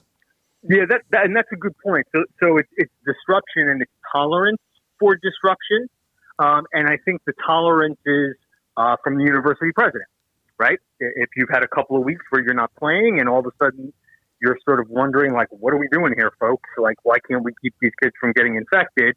Maybe that's a tipping point. The tipping point could come from coaches who say, listen, like, I can't get a full representative team on the field, and so why am I playing these games to get beat, right? This hasn't really happened yet, but we've seen some teams with some pretty thin rosters have to go out and play. At a certain point, I asked Tom Herman this before the season, it's one thing to say if you have 53 guys, you got to play, but what 53 guys do you have? And what are you trying to accomplish? Are you just trying to play games, or are you trying to actually win games and compete for a championship? And the other thing, the people who have to have some tolerance are players. The players themselves have to be able to tolerate, hey, we haven't played in a couple of weeks. Are we going to still be down with doing all these protocols? And it'll be interesting to see what Houston does tonight. They've gone a month without having played and had 3 games. So it's going to be interesting to see the buy-in of players, because if the players aren't buying in, then it conceivably gets worse. Ralph Russo, the Associated Press, with us on Sikkim 365 Radio. You wrote something today. There has been almost a joke in a lot of ways about Texas. Are they back since they won that game with Notre Dame? And then, of course, they've had the 1 year. And Sam Ehlinger, after the Sugar Bowl against Georgia, said it again. And since that time, it's become a running joke because they've still struggled for the most part for who they are and the expectations. You said, wait a minute, let's forget about them. Let's talk Tennessee and Miami, who have kind of reemerged and will have opportunities this weekend, right, Ralph, to see whether or not that perhaps if they're now back on track. Yeah, that they are, and Miami gets a lot of the are they back too. I think probably like second to Texas, right? As far as who gets the are they back. In fact, maybe in certain parts of the country even more than Texas. And you're right. I think Miami's had a very nice beginning of this season. We've seen an offense and some. We've seen a dynamic quarterback at Miami for the first time in a long time. And they're number 7 in the country, facing, okay competition so far. And they get a chance to go to number 1 Clemson. It's sort of a prove-it weekend for the Canes and also for the Vols. I think there's a lot of reasons to think Jeremy Pruitt has things moving in the right direction in Knoxville after basically 15 to 20 years out in the wilderness. But this might, now they're 14 in the country and they've won 2 games, but now they're going to Georgia. So, can you really, is that a test that Tennessee can pass at this point? Because Georgia is really, really, really good. And I think Tennessee looks at itself, Pruitt being also a former Saban assistant and having worked for Kirby. I think Tennessee looks at itself as we're sort of Georgia light here. So I think it'll be interesting to see where both of those programs, Tennessee and Miami, stand. And if you pull off a big upset now, you can sort of trumpet, hey, we're back. Personally, I think for both of them, and especially Miami, I think it's a little more, they're probably biting off a little more than they can chew at this point. I think, the elite programs in the country, Clemson and Georgia and Alabama and Ohio State, they're at a level that these other schools are sort of building towards. And I don't think you make a jump if you're Miami from getting shut out by Louisiana Tech in a bowl game. Okay, we changed the offenses. We got a new transfer quarterback. Now we're ready to compete against Clemson. I'm interested to see how they do, but I think that's just a big jump forward that they're probably not ready to make. Ralph, we got the Red River rivalry game this weekend, and I can't recall the last time where these two teams were in the positions that they're in currently. I mean, there's the opportunity that if Oklahoma loses this game, they're going to be 0-3 in Big 12 play and 1-3 overall. Texas is staring at with a loss, being 1-2 in Big 12 play and 2-2 overall. I mean, it's OU Texas, so it's a great game. But just what do you make of these two programs, and what are you anticipating on Saturday?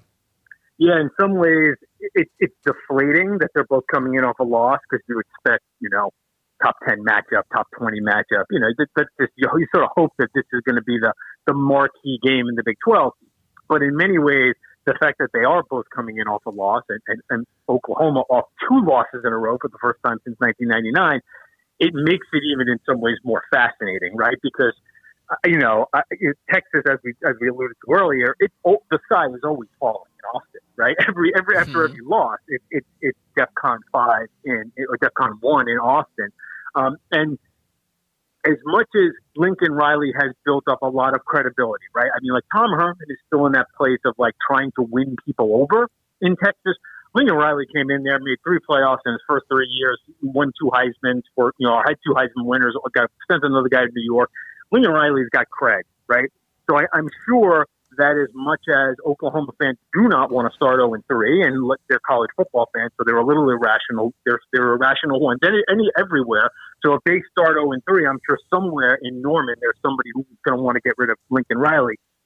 But I do find myself thinking, like, even though Oklahoma could go to 0-3, Texas needs this game more, right?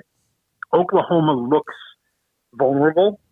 And if Texas can't take advantage of that, when will they take advantage? Mm-hmm. If Tom Herman can't win the Big 12 or get to the Big 12 title game in the year Oklahoma is down, listen, again, I don't know if anybody's firing anybody during a pandemic with all the financial issues that are going on in college football, but I'm just saying it would be an interesting dynamic to see how the season plays out for Herman and Texas if they sort of slog along here, including a loss to maybe the worst Oklahoma team we've seen in 7 or 8 years.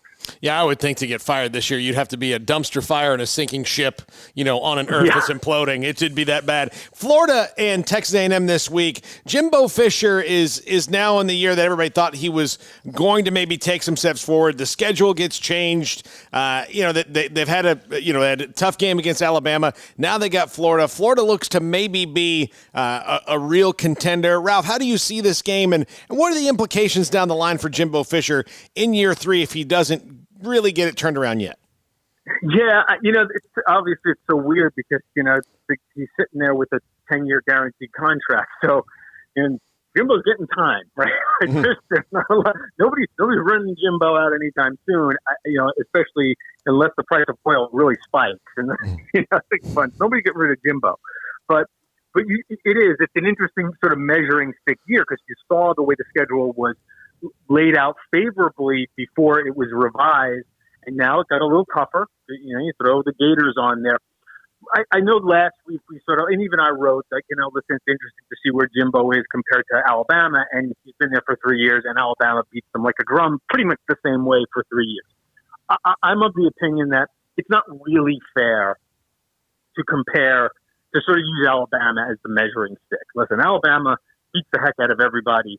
I understand you might want to, but I'll give him a little bit of a pass, Jimbo and the Aggies, a little bit of a pass on, hey, you don't measure up to Alabama. We'd like you to be closer, but hey, you don't measure up to Alabama.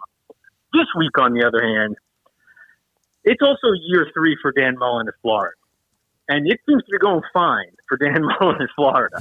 So this is one of those games where you sort of look at, okay, Florida at home, we should be able to not just hang with these guys, we should be able to beat these guys. I'm not saying it's a, win or go home game or anything like that, but this is a real measuring. So let's see where the Aggies stand with Florida, because I think it's very reasonable to expect from Jimbo, you at least got to be as good as the other guy across the field. You at least have to have like the amount of progress here in College Station as Dan Mullen has had in Gainesville. Hey, Ralph, thanks for jumping on with us today. Good luck with the weekend covering it. Some good ones today or this weekend that we'll get to know. And thank God for Houston. They get to play. They play tonight. That's right, tonight. Thanks for your time. Ralph Russo, the Associated Press, covers college football, and he was very nice. Can you get Kwame? Yeah. He was very nice to reach out to me right when we, in fact, announced that we would have this show that started April the 6th. I was on with Ralph well before the first show ever launched on April the 6th, and we appreciate his support and we've carried some of what he's done as far as his show nationally as well from the Associated Press. All right. So, again, Baylor has finally, and I say finally not because they took too much time, they released the information that they have suspended all football-related activities, and basically what they're going to try to do is find a way to evaluate the most recent positive test, the completion of close contact tracing. And so Mack Rhodes has been quoted as saying that we'll take all possible precautions. Our football game, or our focus remains playing the game against Oklahoma State. That's just wording. Right now, their focus is on COVID and trying to find what happened. And that may not ever be soon enough. And Oklahoma State right now remains, because there's no reason to say now that there's no Oklahoma State, because you don't know that. Mm. So a couple of you that asked me about that on Twitter. Can I pass along a little joke that somebody made on the premium board? If it was this bad after visiting West Virginia, imagine the disinfecting that will be needed after going to Tech. I wish I would have had that in front of me when Jennifer called. Oh, she would have liked. We're now joined by Waco High head football coach Kwame Cavill. It's been quite the day, the week, in fact, at Waco ISD. University had their game with Rudder canceled. Waco High, their game with Killeen, canceled. Waco High has sent out a release because of what's happened within the school district. And Kwame, very much appreciate your time. It's been a rough 24 hours. How have you handled this? Like water. Like water, like the great Bruce Lee said. Yeah, just as far as yeah. I can't listen. You know as well. You know me. I'm never going to be too high. I'm never going to be too low. You just got to be even keel, and especially in 2020, we've been. I spoke to you before, but just in passing, but in general, I mean, it's 2020. I mean, we're in a pandemic era. I mean, every football coach, every person that's involved in sports or in the educational system or just in life period and had to go back to work after the whole country had shut down, knew that this was potentially going to flare back up. And we just had to make sure we mitigated the risk and the understanding of what's in front of us and try to go about it about our daily lives outside of playing sports, just our daily lives with the best possible provisions possible that's in front of us, guided by science and doctors. But as far as sports are concerned, I mean, listen, my kids want to play. My kids have been working hard. Hell, they've been working with me through a pandemic. So to have that opportunity to show what they have snatched away from us, and we're coming off a loss, it's gut-wrenching. But I keep telling my kids, and I've prepared them for these moments, so it won't be a surprise. My job as a coach is to make sure I make people comfortable in uncomfortable situations. And that's not always easy to do because as humans, we're emotional people. So you have to be able to separate the real from the fake, and what's in front of you, what can you control, and control it the best way you can with the God-given abilities that you have. And that's what we're doing. And it's not only as a program, but as a district. And I think this district has done a fabulous job of doing that and putting out information the way they need to put out information. I pray for the powers that be that have to make these tough decisions, including myself. I always ask the Lord to pray for me every time I get into the car and come to work, or every time I wake up. I'm thankful. So, I mean, it just is what it is. And our kids, our district, and our community will be resilient because we've always been, and we'll get through this the best way we know how. You mentioned the kids being resilient. Is one of the things that you've had to do is kind of get them ready for this kind of situation so that they can bounce back when you guys get back. Right, no question. I mean, it's going to take a lot. We're going to go back to what we were doing when this thing first hit. A lot of zooming, but that's, I don't take anything by happen chance. I think the Lord always puts you in positions that you can succeed in. I don't think He doesn't put you in something that you can't. So I think what we did earlier when this happened with our Zoom meetings was preparing us for this moment. And and I tell my kids all the time, the teams that and the organizations that handle these things, this pandemic, the best will come out the most successful. And we just revert back to our protocols and what we were doing when we couldn't come together and couldn't be in each other's faces, in person, should I say. We'll just go back to our virtual meetings and hold each other accountable. And I tell my kids, hey, we can't practice with you. But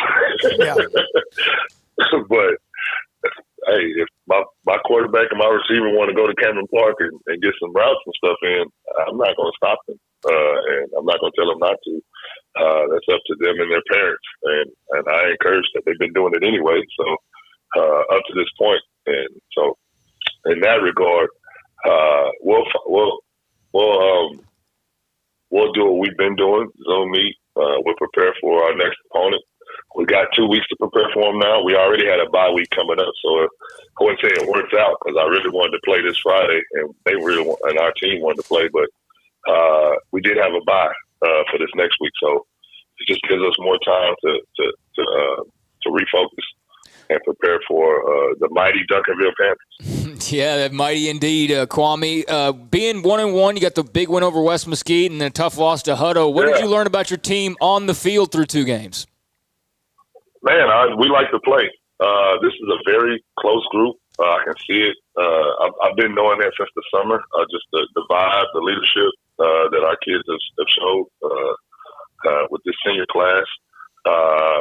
We're still a young program as far as learning how to win, learning how to accept winning, and going into the next game.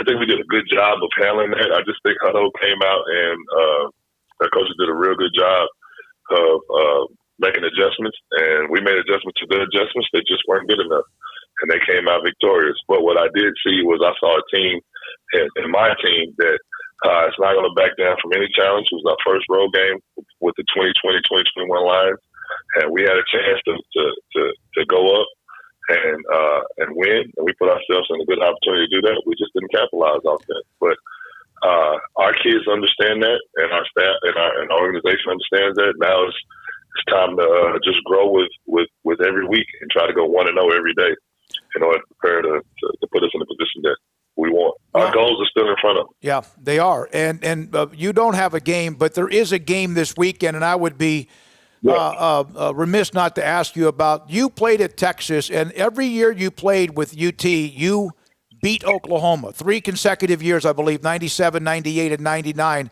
Oklahoma's had the upper hand the last decade. Yeah, pretty darn good. Neither one of these teams right now seems to know what's happening with their defense. This could be an explosive game, but just the overall rivalry, being in that game, in the Cotton Bowl, what was that like? Yeah. All right, well, let me say this first. First of all, you set that up perfectly, and that's why you do what you do, Smoke. But it's 4:27, and it's a Thursday afternoon. It's 10, or the date, what's the date? 10/8/2020. Yeah. Don't. and OU still sucks. I'm just trying to just have to say that as a former Texas alum. But hey, it was, it was one of the greatest games I've ever got a chance to play in.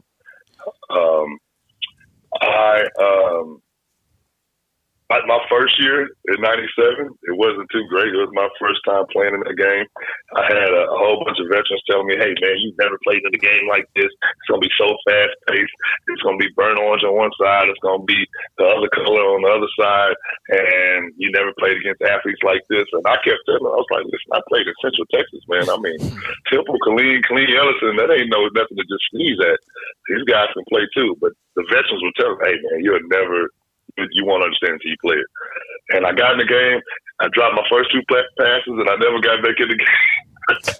And the game was going so fast. So, but what that did was it turned me into the player that I eventually became, because without that game and understanding that there's another level that you got to get to as a player, I would never became a player that I was. So that game in '97 kind of sparked who I was going to become as a Texas Longhorn in my career there, because I worked my tail off from that game forward to never have that happen to me, to not be prepared and not be a playmaker for the rest of my career. And I use that as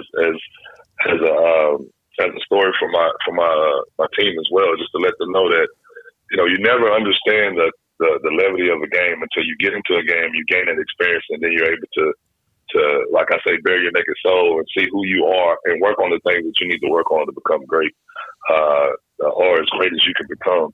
And, that game just had so much juice into it. It was a point where it wasn't a lot of juice, but it was always some type of juice, because it's Texas OU. But, I mean, I guess in the most recent years, man, the better the teams are, the better that game is, and the more hype it is. And the more hype, the better. So I'm looking forward to it. Kwame, thank you, buddy, and good luck with what you're dealing with the entire campus. I saw Susan Kincannon and you, Rodney, and everybody else in the athletics, both schools, campuses everywhere. Thanks for your time, buddy. Thanks for your time. I appreciate you, no doubt, man. You too. Kwame Cavill, and their game with Killeen wiped out University, and Rudder, what we mentioned yesterday, wiped out. And so they're going to try to regroup. And like Craig said earlier, you have Waco ISD. I haven't heard from anyone else. The Bremond-Mart game, that was Bremond. But Baylor's now got this, and they've now acknowledged it with the press release. And Brian Etheridge, again, got great stuff with him being all over it. Right now, even City though of Waco needs to tighten it up. Yeah, certain parts. Yeah. It just smart. Why not? Because all of a sudden you wake up and you kind of feel a little bit different. And so right now there's something out there, and it's been out there, but everyone's been pretty smart. But there does appear to be in a few places a little flare-up. Be smart. Do what you're supposed to do. Let's not forget the biggest thing you can do. If you feel sick, stay home. The number of times I've heard about something increasing because I've got a cold, and they show up anyways, is more than both hands now. It's the most selfish thing you can do. When we come back, Mickey Spagnola on the Cowboys. What's this news now that Lyle Collins is probably out for the year with that hip? And now Tyron Smith might be out for the year. It's already been a tough year. Next on Sikkim 365 Radio. The First National Bank of Central Texas. 5 locations here at home to serve you. Waco, Woodway, Hewitt, China Spring, Mart, and Hillsboro. Familiar faces making local decisions, whether it's you, your family, or your business, they're here to help you. They help me get my home loan. They help me pay off some debt, even before that. It's been great. I'm a customer at the First National Bank of Central Texas. I will always be a customer at the First National Bank of Central Texas because they are fantastic. It's kind of some of the things that seem like little things that they provide for their customer service, like the first free checking, which means you're never going to have to pay an extra fee on a checking account. The no fees on loans or deposit, like all on withdrawals or deposits. None of that. ATMs at all locations. That's all little things. But some of the things like the security, like I get the secure lock equip on my debit card, so every time I use my debit card or a bill gets paid with my debit card or somebody else might have gotten my debit card, I know about it and I can stop it. And there have been a couple times where even before the text message comes in, I get a call saying, hey, is this you using your card? It's fantastic. It's secure. It's wonderful. The First National Bank of Central Texas, 5 locations here in Central Texas to serve you. Waco, Woodway, Hewitt, China Spring, Mart, and Hillsboro. Boozers is the wedding ring store and more. If you're ready to get engaged or already married and want to upgrade your wife's ring for a special anniversary, Boozers is the place to go. With the largest selection of premier quality diamond engagement rings and wedding rings in Central Texas. They have 7 cases with over 300 styles of rings from top designers like Natalie Kay. Choose from yellow, white, or rose gold, plus beautiful top quality loose diamonds. With an in-house jewelry, they can also custom make anything you want. Bring in a picture or drawing and let Boozers create your one-of-a-kind pendant or ring. They can even use some of your old gold and diamond jewelry to create something new. At Boozers, you'll find a great selection of quality timepieces, and Boozers is the place for expert watch maintenance and repairs too. They specialize in expert Rolex watch repair for fine jewelry, watches, custom work, and more. Go to Boozers on Valley Mills and Lake Air Drive in Waco. Boozers, the wedding ring store and more. Car has the trucks, man. They have the one for you. Cap, short or long bed, silver, black or blue. Texas size selection, great prices too.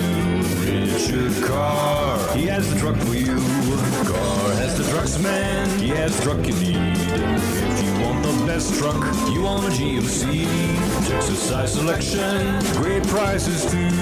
Richard Carr, they have the truck for you. What you do in privacy is your own business.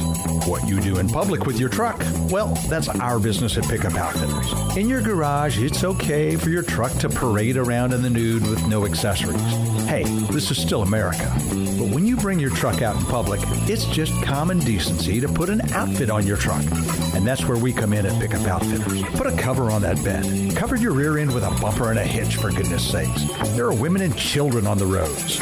And guys, don't leave your tools exposed. Put them in a toolbox. Be proud of your truck and stand tall with a lift kit. Or improve your truck's posture with a leveling kit. Add some class to your pickup with new wheels and tires. Or dress up for a date with your new RV or boat with a fifth wheel or a receiver hitch. At Pickup Outfitters, we're dedicating to making the roads decent for all Central Texans. So when taking your truck out in public, remember your manners and accessorize it properly with an outfit from Pickup Outfitters.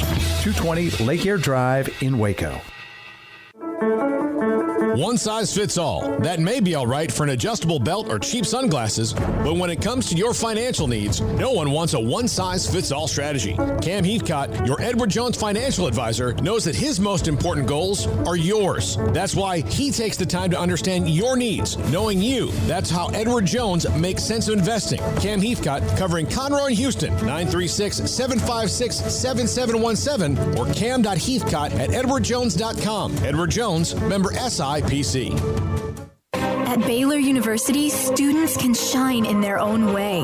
Or should we say their own ways? Because there's no limit to the ways Baylor students make the world a brighter place. Whether they're leading a student organization or following a higher calling, getting advice from faculty, or taking part in world-class research, pursuing their dreams, or working toward their dream job, students find their place to shine at Baylor, where lights shine bright. Blitz coming, throwing a fade, going for the corner. Lamb has got it! Touchdown, Dallas! Welcome back to Sikkim 365 Radio. It's time for our weekly segment with Mickey Spagnola of DallasCowboys.com. Brought to you by the First National Bank of Central Texas, with 5 locations to serve you. All right, here we go. Sikkim 365 Radio. From the beginning, we discussed the story involving Baylor football. Baylor Athletics released a statement that right now they are suspending football-related activities, and they have an outbreak, and they're trying to grab onto it, and more information as we get it as well. Yes, we've reached out to others within the athletic department to see if we can get any further explanation, but I think the statement is pretty upfront and pretty cut and dried on what they're dealing with as they try to curtail what has been a flare-up within the football program and also parts of the athletic department. All right, now we're now joined by Mickey Spagnola, DallasCowboys.com. Mickey, the offensive line, Collins appears to be out extended and maybe for the year. They lost Frederick. Obviously, he retired. And now the word is, how serious is this situation with Tyron Smith? I was told it's very concerning. He won't be there for this game for sure. And then they're going to have to decide how they're going forward. And you left one guy out, Joe Looney, probably going to miss at least 2 to 3 games. So 3/5 of how they started the season will be out this game. And if you count Travis Frederick, that would be 4/5. And that would mean Connor Williams is the only man standing heading into this game. So, oh my gosh. So yes, it's very concerning. Yeah. So how do they shuffle the line getting to that point? I mean, do they and I think that they're right now kind of working different combinations. Tyler Biotish, I think, played really well at center. So I think they're okay there. The problem is if he gets hurt, who's the next guy up? When you put your game day roster together, they're going to have to figure out somebody's going to have to play center as a backup, and they might have to call somebody up from the practice squad. How they did it the previous 2 games at the tackle position was Brandon Steele at left and Brandon Knight at left and Terrence Steele at the right. But obviously Terrence Steele has struggled. So this last game, when Tyron played left, they moved Brandon Knight over to the right side, and things settled down. I thought he played decently. But now, with both the guys missing, and Lyle Collins, if he has the hip surgery, he's done for the year. They're going to have to put somebody else is going to have to step up. And they've got this Jordan Mills on the team. He's in his 8th year. From 2016 to 2018, he started 48 of 48 games at tackle for the Buffalo Bills. Last year he had a knee injury, and so I don't know how healthy he is. I mean, he was available, and if offensive tackles are good, they're usually not available. Go ask the Giants now, right? They're starting Cam Fleming, who the Cowboys didn't feel like was good enough to be their swing tackle, and he's having to start. And the guy the Cowboys, and let's put another layer on it, you guys. The guy the Cowboys started to be that started the season off as their prospective swing tackle, Cam Irving. He's just coming back. He's eligible to come back off the injured reserve, but I think it's next week. So yeah, they've got problems at that tackle position. They signed an offensive tackle off the Browns practice squad earlier in the week, Sanat. I don't know if he's ready to play or if he has the experience to play. So all I know is whatever they do, you guys, there better be a tight end over on the right side. Yeah. Mickey, I know that there were some concerns heading into the Cleveland game, but were you surprised by anything that you saw on Sunday? Yeah, I was shocked that you could give up 307 yards rushing in one game. Yep. And had the game gone longer, they would have had 400 yards. Or might have had 400 yards if Nick Chubb didn't get injured in the game, right? Yep. So I guess they can thank their lucky stars going into this one that Saquon Barkley is out. The Giants go in, their leading rusher right now is Daniel Jones, the quarterback. I think he's got like 113 yards rushing, but they did pick up Devontae Freeman. He played last week, was his first game, so I'm sure they're going to load him up for this one. But yeah, you can't be historically bad like that in one game and think you're going to win. Yet there they were with something to go in the game, and they're down only 3 points and couldn't hold down the fort. So that's got to improve. I don't know. See, it's like they're caught in between, it seems like.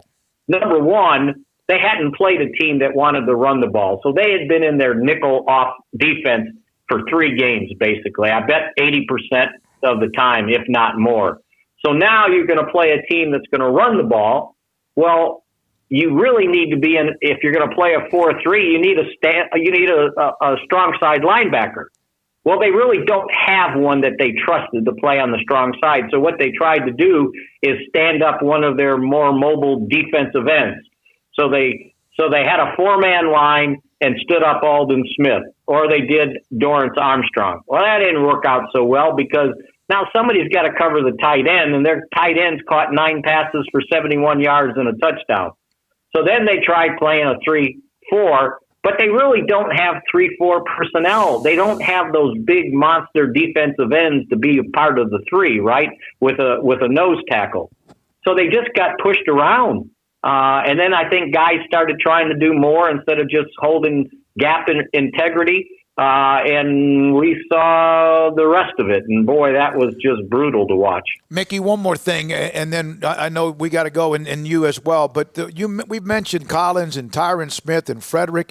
I mean, this Tyron Smith thing, how severe it might be, they just 2-3 years ago had this offensive line. Everybody was in their like middle to upper 20s, but still entering the prime of their career. And you could look up and blink, and Frederick's gone, and Tyron Smith, this sounds like this is something he may never get over.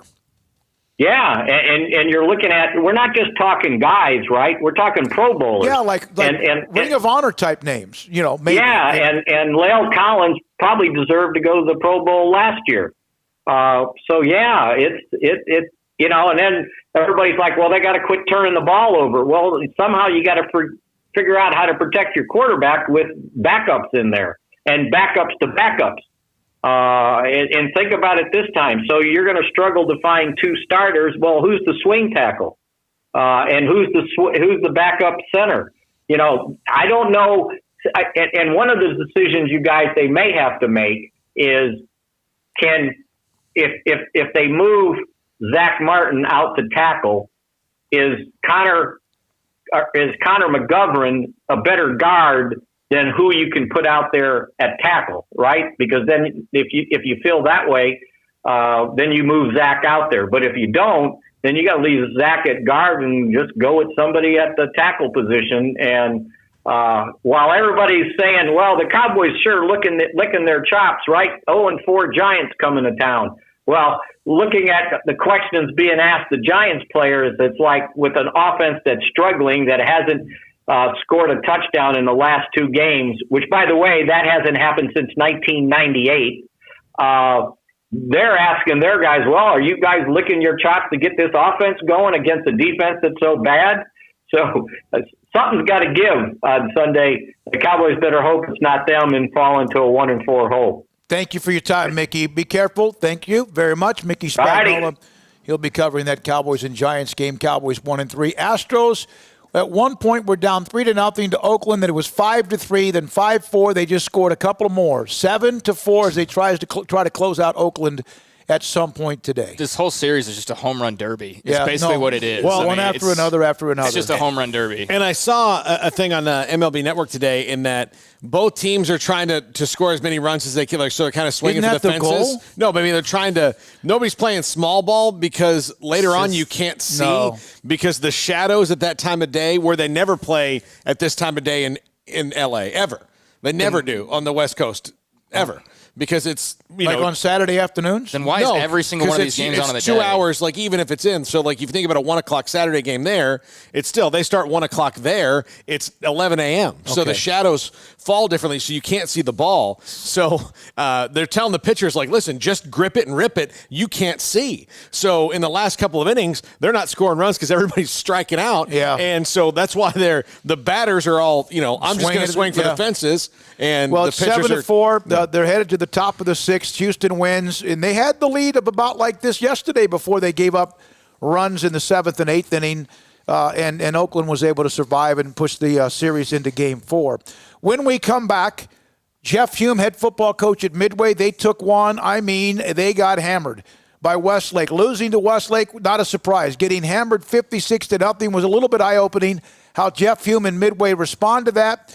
As they come up now with South Grand Prairie. At 5 o'clock today, we'll have our high school football pick'em. 5:15, Stephen Grumbine, former Baylor All-American defensive lineman, and Sam Bradshaw on I don't know what we're going to talk about other than how can the offense get better, and they sure can't do that without practicing, and that's where Baylor football is right now. This is Sikkim 365 Radio. Family owned and operated since 1943. Customer service, you can say it, and then you can have Pioneer Steel and Pipe do it for 8 decades, striving to build relationships and doing that for so long, no matter what big box stores open or who tries to come after them, well, we've got more at a lesser price because Pioneer Steel and Pipe, this is what they do. Steel and pipe and heavy-duty equipment and product for you to build things. Structural steel, including beams and channel iron, square tubing and angle iron, and much, much more. Very large inventory, and if it's not in stock, they'll find it for you very quickly. Help with your project, suggestions on a design. When it comes to metal building, sometimes the bids can get lower, but that doesn't mean it's structurally sound. They'll help you with that in making sure that you get what you need for your metal building. Offering the fastest turnaround time in the business on metal building orders, large pipe inventory to give you options on building a nice fence or even an entryway if you live out in the country or wherever it might be. Any questions, you can call them or visit them at pioneerboys.com.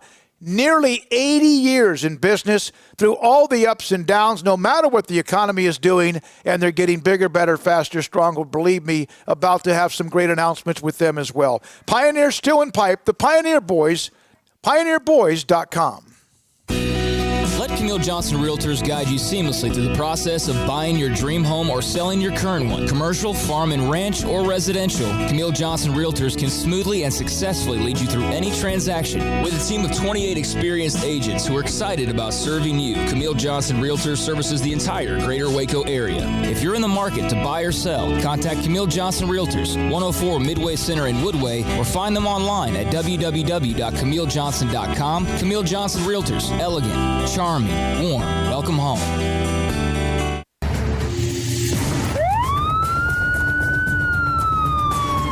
If you or a loved one or friend has been arrested and you can't afford bail, trust Terry and Chase Chapman at Chapman's Bail Bonds, covering Waco and McLennan County for over 25 years. Chapman's can bail you out anywhere with experienced, knowledgeable local agents who are committed to serving you professionally, respectfully, and with the highest integrity. Chapman's understands your privacy is important. Your freedom can be secured fast when you use Chapman's Bail Bonds. Open 24 hours a day, payment arrangements available. Call Chapman's Bail Bonds. When you need help, 254-754-1603. When you ring, we'll spring.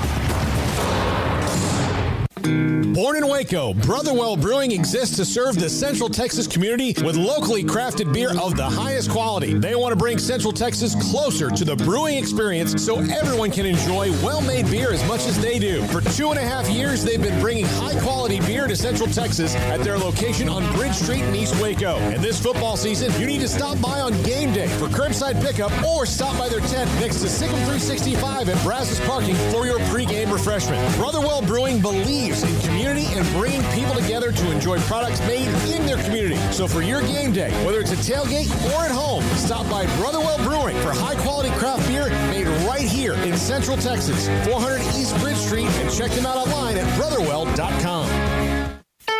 Don Humidor, your home with a 48-foot walk-in humidor with the elite cigar brands from around the world, including the #1 cigar of the year, Aging Room Cuatro Nicaragua. Plus, they have the great brands like Macanudo and Artur Fuente, Rocky Patel, Aston, and so much more. CBD, great for sore muscles, aches and pains, sleep, Vita Dreams, and anxiety, mild depression, general health and wellness. Their staff very knowledgeable on the subject. If anyone is curious about CBD, ask Carol and Ashley. Don Humidor in the Townwood Shopping Center off Valley Mills in Waco. Stepping into a new pair of boots is great, but stepping into the boots of a U.S. Army officer can also add confidence and leadership skills to your son or daughter's career path. There are more than 150 occupational specialties to help them find the best fit for their future. See all the things your son or daughter can achieve in our boots at GoArmy.com. U.S. Army Waco Recruiting Company, 254-598-8131 or 254-776-1543. Looking for quality plants at great prices? Barrera's Nursery and Landscape Company at 201 Sun Valley Drive in Hewitt is the place for seasonal plants, shrubs, trees, and perennials, as well as bulk material of landscape rock. Barrera's Nursery and Landscape has been locally owned and operated for 22 years. Give us a call at 666-9806. That's 666-9806 for all your landscaping needs. Barrera's Nursery and Landscape Company. Open Monday through Saturday, 8 until 5:30 on Sun Valley Drive in Hewitt. Hi, this is Jeff Hume, head football coach at Midway High School, and you're listening to Sikkim 365 Radio with David Smoke, Paul Catalina, and Craig Smoke. This segment with Midway Panthers football coach Jeff Hume is sponsored by Texas Farm Bureau Insurance, U.S. Army Waco Recruiting Company, Southwest Sports Medicine, Automatic Chef, Bert Colchin Ford, Barrera's Landscape and Nursery, Petty Clinic Low T, Halo Athletic Center, First National Bank of Central Texas, Camille Johnson Realtors. Jeff, everyone knew that this would be a tough opener for you, and obviously Westlake, a defending state champion. What got away from you? Yeah, and like you said, we knew that going in. I think it really was a good test for our kids because it really showed us, where obviously we want to get. Whether it's this year or whether it's in, whatever we're trying to get our program to be. And we just couldn't get any consistency, couldn't get a rhythm going offensively. And all the credit goes to Westlake's defense on that. And then defensively, we couldn't, talking to Coach Knowles today, we didn't do a good job of stopping either one, the run or the pass. And when you have that combination, it's not going to be good. Are you worried about loss of confidence? No, not with this bunch. I really like our kids. I think they're real resilient, to go through what they've, had to go through this spring and summer. But they're a good group. They're a good group of guys, and they're there for each other. That was what encouraged me the other day at the game was I didn't hear any complaining or griping on the sideline. Nobody was yelling at each other. There was no quit. And so, by not hearing that, really made me think positive about what's going to go forward. Now, you have South Grand Prairie. They won their opening game. It was 28-26. They obviously are very talented as well, a team with great speed. Your thoughts about them? Yeah, I mean, we're figuring them out, and they do. They got a lot of speed. They rely on the big play. Number 4 is a really good receiver. They hit him on a couple of big bombs the other night, and so obviously we got to try to not let them hit the home run against us, and then we just got to find our rhythm offensively. They're basing out of a 3-4, which is something our kids see all the time with what our defense does. So, the offensive line's got to step up and have a good week in practice, and then we need to put it all together Friday night. When you say that it gives them an idea of where they need to be, that's something where you've been able to tighten it up after a blowout loss early before and kind of get it going again. Well, that's right, and that's something that we've talked about, with these kids. I talked about it Friday night with them. We talked about it Saturday morning when they came back up here, and it's just, hey, we just got to hit the grindstone and just keep getting better. However better, whatever that means, whether it's a 6-inch step getting better or whether it's taking giant leaps forward getting better. But we've got to move forward and get better. We can't go backwards. And like you said, our district, doesn't allow you the option really to go backwards. We've got to move forward and get better because, like you said, we got South Grand Prairie this week, and then we got a bye week, and then we start district. So, we got no other choice but to get better. Automatic Chef Canteen is a full-service micro-market vending and office coffee provider with state-of-the-art vending equipment, a wide variety of products, and offering custom-fitted micro-market vending office coffee solution for your employee break room. You want a full break room solution and workplace oasis? Well, Automatic Chef Canteen, locally owned and operated for over 50 years in Central Texas, also includes in-house mechanics on call 24/7 for fast, reliable service and maintenance. Automatic Chef Canteen, 6900 Imperial Drive, AutomaticChefCanteen.com. How did Edward Jones become one of the biggest financial service companies in the world? By not acting that way. Financial strategies, one-on-one advice, it's a big difference. And that's why Brad Wilson, your Edward Jones financial advisor, makes sense of investing. Experience the difference for yourself. Brad Wilson, 250 Sharon Drive in Woodway, 254-776-4337. Edward Jones, member SIPC. Employee pricing is back at Allen Samuels, exclusively on the king of minivans, the new 2020 Chrysler Pacifica. Get employee pricing plus financing as low as 0% or employee pricing and up to $4,250 in cash. You get Pacifica loaded up with style, comfort, and options all in one gorgeous minivan. Employee pricing with special financing or cash. Choices are always great at your friend in the car business, Allen Samuels. At Ideal MRI, we feel blessed to be part of the Waco community. We're a small family business here in Central Texas. At times like this, the cost of healthcare has never been more important. And unfortunately, significant illnesses and injuries still occur. And that's why Ideal MRI is open and here to serve you through this difficult time. So if you need an MRI, ask your doctor about Ideal MRI. You can schedule online in minutes at idealmri.com or call 833-IDEAL-MRI. Did you know that 1 out of every 4 men have symptomatic low levels of testosterone and don't even know it? And if you think you're too young to worry about it, guess again. Low T levels can make you feel tired and grumpy, cause weight gain, and wreak havoc on your sexual desire and performance. Petty Clinic Low T can set up same-day blood screening and results, so if you're tired of being tired, I challenge you to man up and Google search Low T Waco or go online, pettycliniclowt.com. It's a private clinic with an atmosphere catering to men. Affordable, only $150 a month, includes lab work, office consultation, testosterone injections, follow-up visits compared to $395 a month in Dallas or Austin, and you don't have to fight the traffic. Petty Clinic Low T is board-certified physician consultations, will provide the best form of brand-strength testosterone available. Contact Petty Clinic Low T today, just off Highway 84 and Old Hewitt Drive in Woodway. Petty Clinic Low T, helping men become the high-performance men they deserve to be. PettyClinicLowT.com or Google search Low T Waco. Texas board-certified personal injury trial lawyer and Baylor alum David Willis and Baylor alum Parker Willis are ready to help if you or a loved one has been wrongfully injured in an auto accident, SUV rollover, industrial accident, 18-wheeler crash, or were seriously injured by a defective product or recalled drug. Call them for a confidential and free case consultation at 1-800-GOT-HURT or visit them at texastriallawyer.com, principal office in Houston, Texas. Texas Farm Bureau Insurance has protected fellow Texans with auto, home, health, and life insurance since 1952. With more than 260,000 square miles of land and 27 million people, that's a lot to cover. Whether you're wrangling cattle or wrangling kids, we're proud to protect Texans in all Texan ways of life.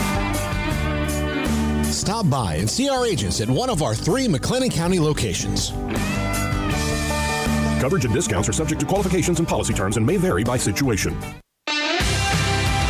Welcome back to Sikkim 365 Radio. The 5 o'clock hour is brought to you by Edward Jones and financial advisor Cam Heathcott. Edward Jones, making sense of investing. Here's David Smoke, Paul Catalina, and Craig Smoke. Steve Grumbine will join us, former Baylor All-American defensive lineman. He'll join us at 5:15. We'll have Sam Bradshaw on at 5:30 on how to fix Baylor's offense, but at the same time now that is set back because of the football-related activities being suspended for time being. Here we go with Pick'em. I've got picks from everybody, including mine locked in. Paul, Craig, and then me. Right now I've got a Craig gain to gain on me, 6 back. Paul is... I'm done. That's it. It's over. You and Brian are right behind Craig. Deontay made a move, and so did Dylan. And, in fact, everybody's kind of clumped together after Craig is right behind me. I'm going to start letting Armstrong make my picks. Here we go.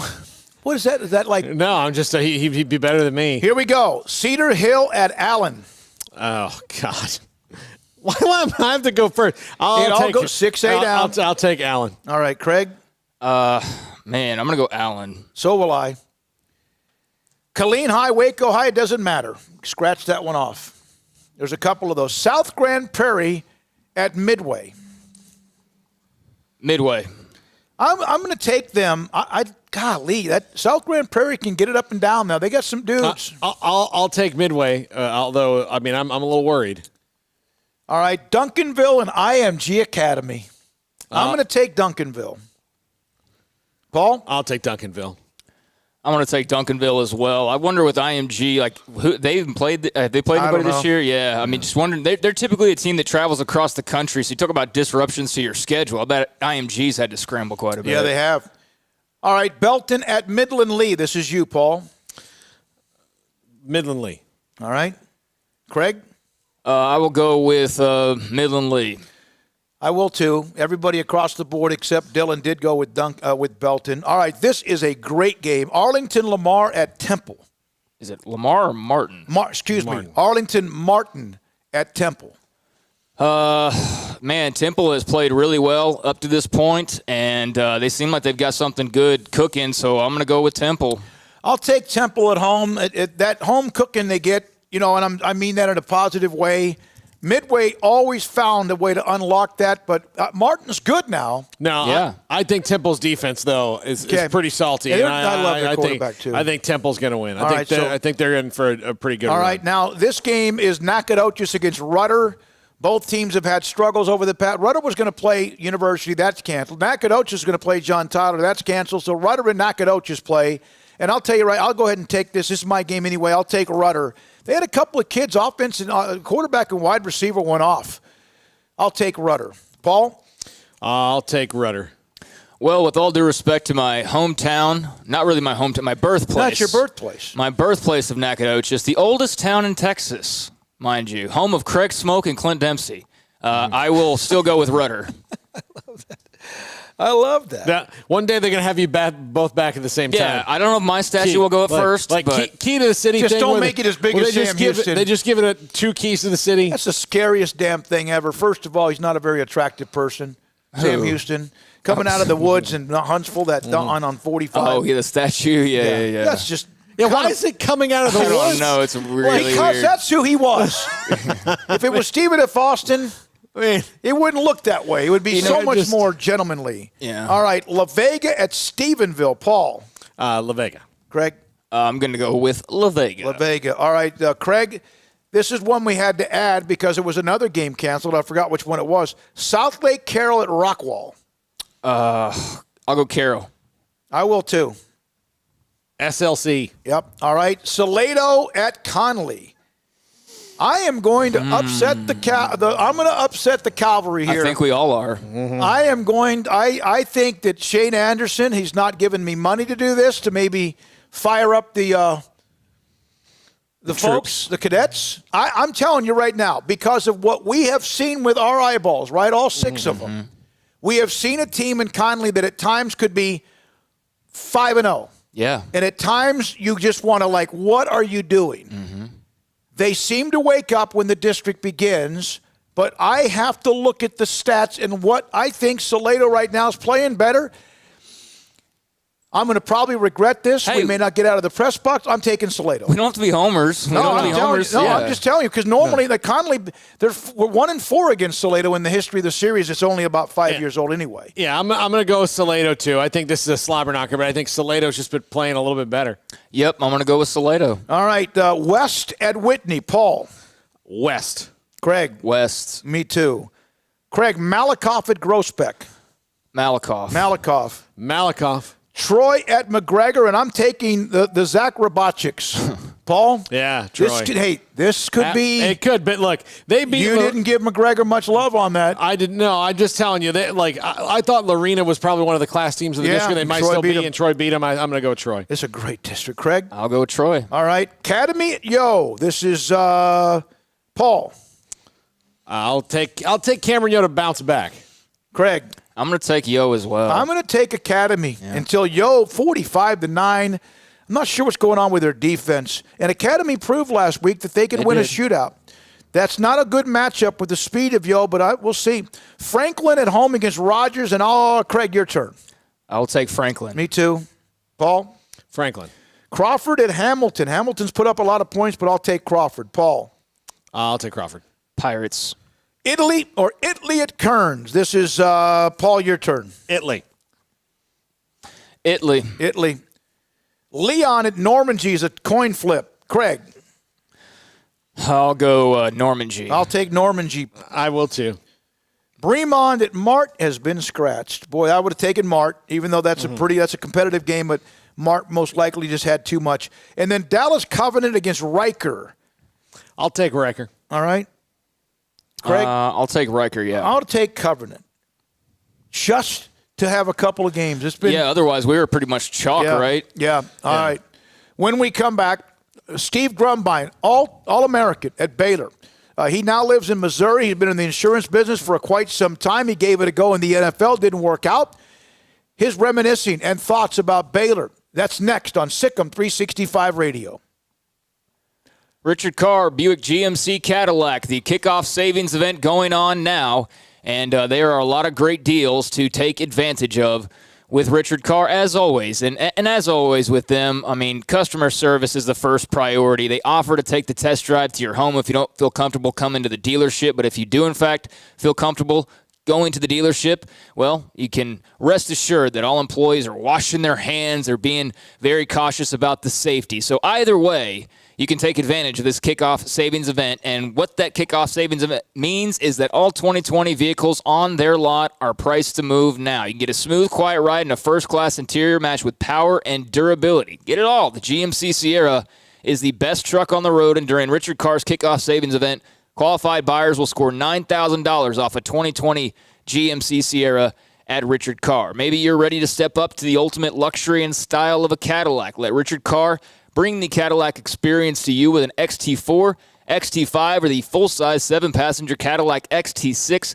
Save $2,000 while doing so. The 2020 Cadillac XT4 started only $34,690 at Richard Carr Cadillac, or you can find one of the best sedan values on the market with the exhilarating 2020 Cadillac CT4 sedan starting at $32,995. They've got a lot of other great deals as well. As mentioned earlier, all 2020 vehicles on their lot are priced to move right now. So go take advantage of the kickoff savings event at Richard Carr and score huge savings on all vehicles in stock. Go to richardcarr.com or come see the deals in person, Highway 6 in the Imperial exit, or call and they will bring the test drive to you. Richard Carr Motors, people you can count on.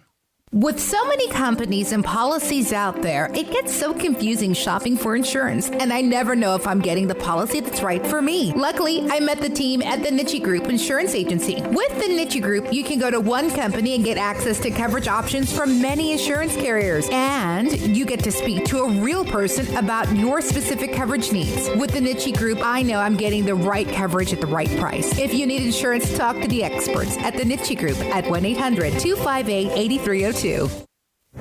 Boots add protection. Good boots help you climb better and move forward faster. And when your son or daughter steps into the boots of a U.S. Army officer, they also learn how to lead. In these boots, they'll gain more confidence with expert training in one of more than 150 occupational specialties. In these boots, they'll stand a little taller and lead a team with diverse backgrounds and areas of expertise to successfully accomplish whatever challenge comes next.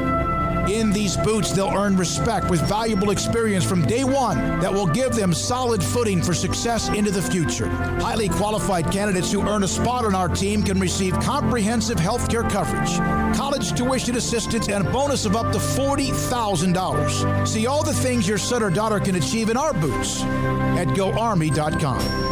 U.S. Army Waco Recruiting Company, 254-598-8131 or 254-776-1543.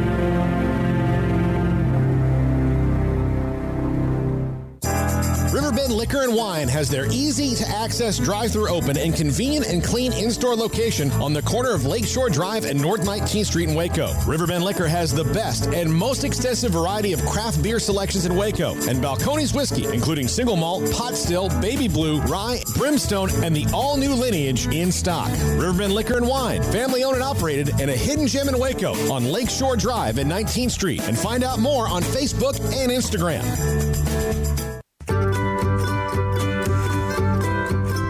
You want to know why Stonewood Dental is so successful? Listen to what happy customers have to say. Pleasant. It's different than any other dentist office. I really feel like they care. And it's not that you're here for 2 hours waiting on someone to take care of you. It's quick and easy, and I bring my kids, and my kids love being here too. They really love the treasure box.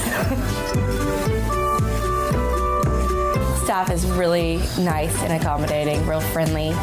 You feel more like home. It's not sterile looking. Everybody has their own personalized rooms with decorations and decor, and they'll even have a blanket for you when it's cold. I've recommended people to actually come here, and they are patients now. I really love it here. It feels like family. Learn more, stonewood-dental.com.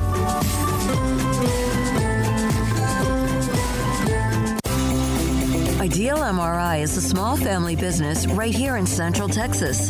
We're open to support you while lowering the cost of healthcare bills. When you need an MRI, ask your doctor for an Ideal MRI. Visit us at idealmri.com or call us at 833-IDEAL-MRI. Welcome back to Sikkim 365 Radio. The Sikkim 365 radio app is sponsored by Allen Samuels Dodge Chrysler Jeep Ram Fiat in Waco. Your friend in the car business at Loop 340 and east of 84. Come by. Let's be friends. So on the board, Sikkim365.com, when I put up earlier this afternoon that we had added Steve Grumbine, former Baylor All-American, to the lineup, a couple of responses. Now, that dude was a beast. That was one. And then I also asked Pete Fredenberg to give me some explanations, and he said, "You mean the redheaded guy?"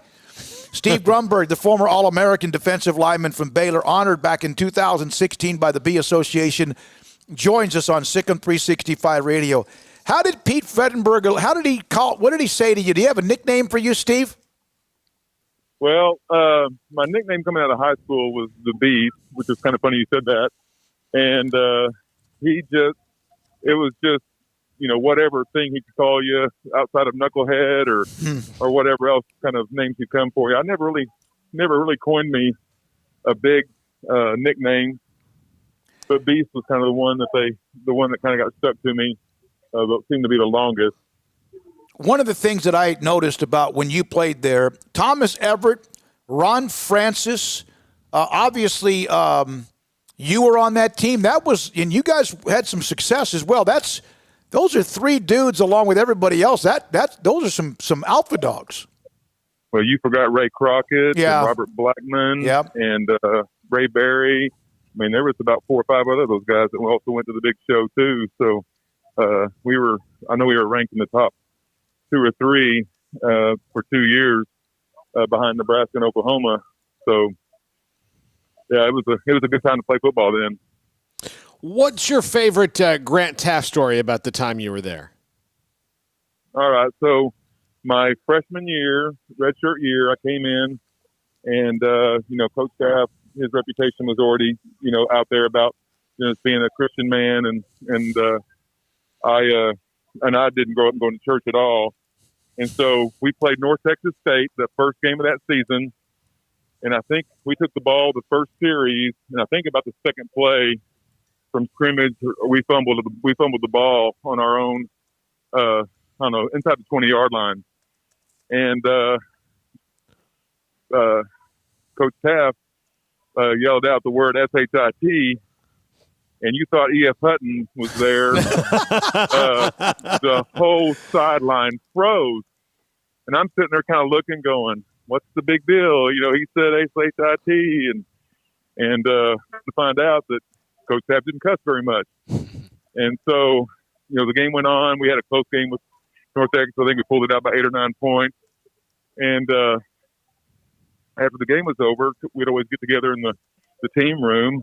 And the very first thing that Coach Taft did was he said, "Guys, I'd like to apologize. Beginning of the game today, I said something that I shouldn't have said, and I just want to apologize." And, for the first game as a freshman, I got in trouble for cussing when I was in kindergarten one time. And here's a man who impressed me on the recruiting world, and he's apologizing for saying something that, I didn't really think it was that big of a deal. And that whole memory has stuck with me my entire life. I asked Pete Fredenberg to describe you, and he said, he kind of reflected back on it. Right now, the Mary Hardin Baylor head football coach, he goes, that's when he brought up the redheaded fighter. He was a fighter. He could run. He was tough. He was committed. He was one of my all-time favorites. And he said you started to contribute, obviously, sometime your sophomore year. Your thoughts about that? You mentioned the names, and I mentioned some of the names as well. About that description of you, is that how you would kind of describe yourself? Yeah, I was very fortunate. I came in, and we had basically 3 juniors my freshman year, Baumkamp, Mergenhagen, and Coryat. And there were some other guys in there, but those 3 guys were the ones that, were the leaders defensively on the defensive line and the defensive tackles. I mean, I got to watch Charles Benson and Urban Randall. I mean, I got to see some great football players as a freshman. And, you kind of watching those guys, you knew what it meant to play defense with Baylor. And, I just kind of got to step in and learn. And I got redshirted my freshman year. I got to play a few snaps. But I realized, from watching these guys, what it took to play to that next level. And Mergenhagen, I mean, he played with bad knees. And Baumkamp was just an overachiever. And Coryat was Coryat. They were all, they were just all good ball players. And I felt very blessed to be following those guys and learning from them, watching film, learning how to watch film, and it helped me as a player. Steve Grumbine, again, former Baylor defensive lineman with us on Sikkim 365 Radio. You gave it a go in the NFL. It didn't work out. You had an injury in your college career that kind of came back to haunt you a little bit. How soon was that something where you went to camp and they said you couldn't get cleared? How did that go down? Well, I felt fine when we were going through the mini camps in Houston, and so when they started doing the testing before the training camp, and they said I still had a little bit of laxity in my knee from my senior year Texas game, and I didn't think there was anything wrong with it, but obviously out of respect for them, that's my agent told me no, you don't want to sign that. So I ended up signing it and not playing, and then I tried to work my way back into shape. A couple years later, Glanville went out to Atlanta, and my agent reached out to him again, and we were working on something. And I was playing a little semi-pro ball down in Galveston, and hurt my shoulder. And it's like, oh well, I guess I just need to hang up the cleats and do something a little safer.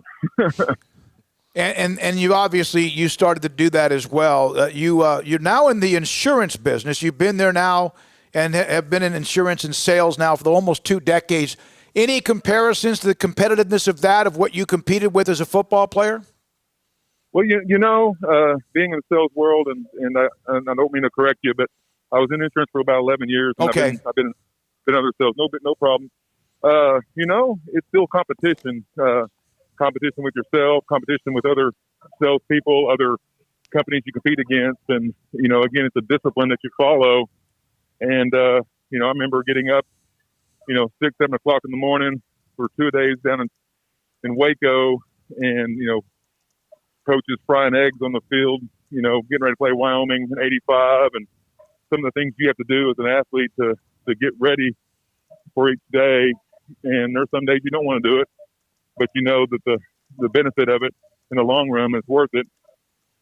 Same way I take my approach in life. It's a discipline. Not every day we want to get up and go to work or get up and go do something, but, it's just that just drive to compete and do well and provide. And that's kind of carried me a long way in this world. You after your career was over, you mentioned what happened in the NFL, but you still didn't have the football out of your blood, and may never get it out of your blood after you competed the way you did at the level you did. So did you need to kind of get one more little oomph of football a little bit later on when you called Coach Taff? Well, I did. I was sitting around in Galveston and trying to think about, what did I enjoy doing? And I did. I enjoyed the camaraderie of football, and I thought, let's make this a go. I love the game so much, I've been playing it for a long time at that point.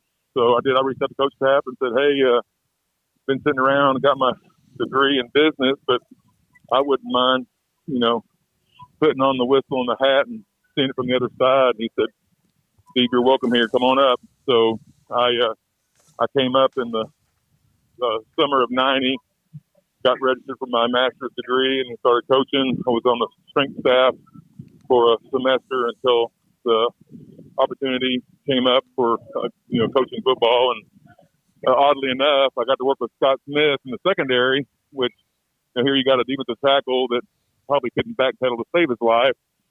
And I was out there with a great group of football players in our secondary in 90. And I learned a lot from the kids. And, of course, working with Scott Smith was just a chance of a lifetime for a coach in Texas. And learned a lot of intensity from him and a lot of discipline and again, film study.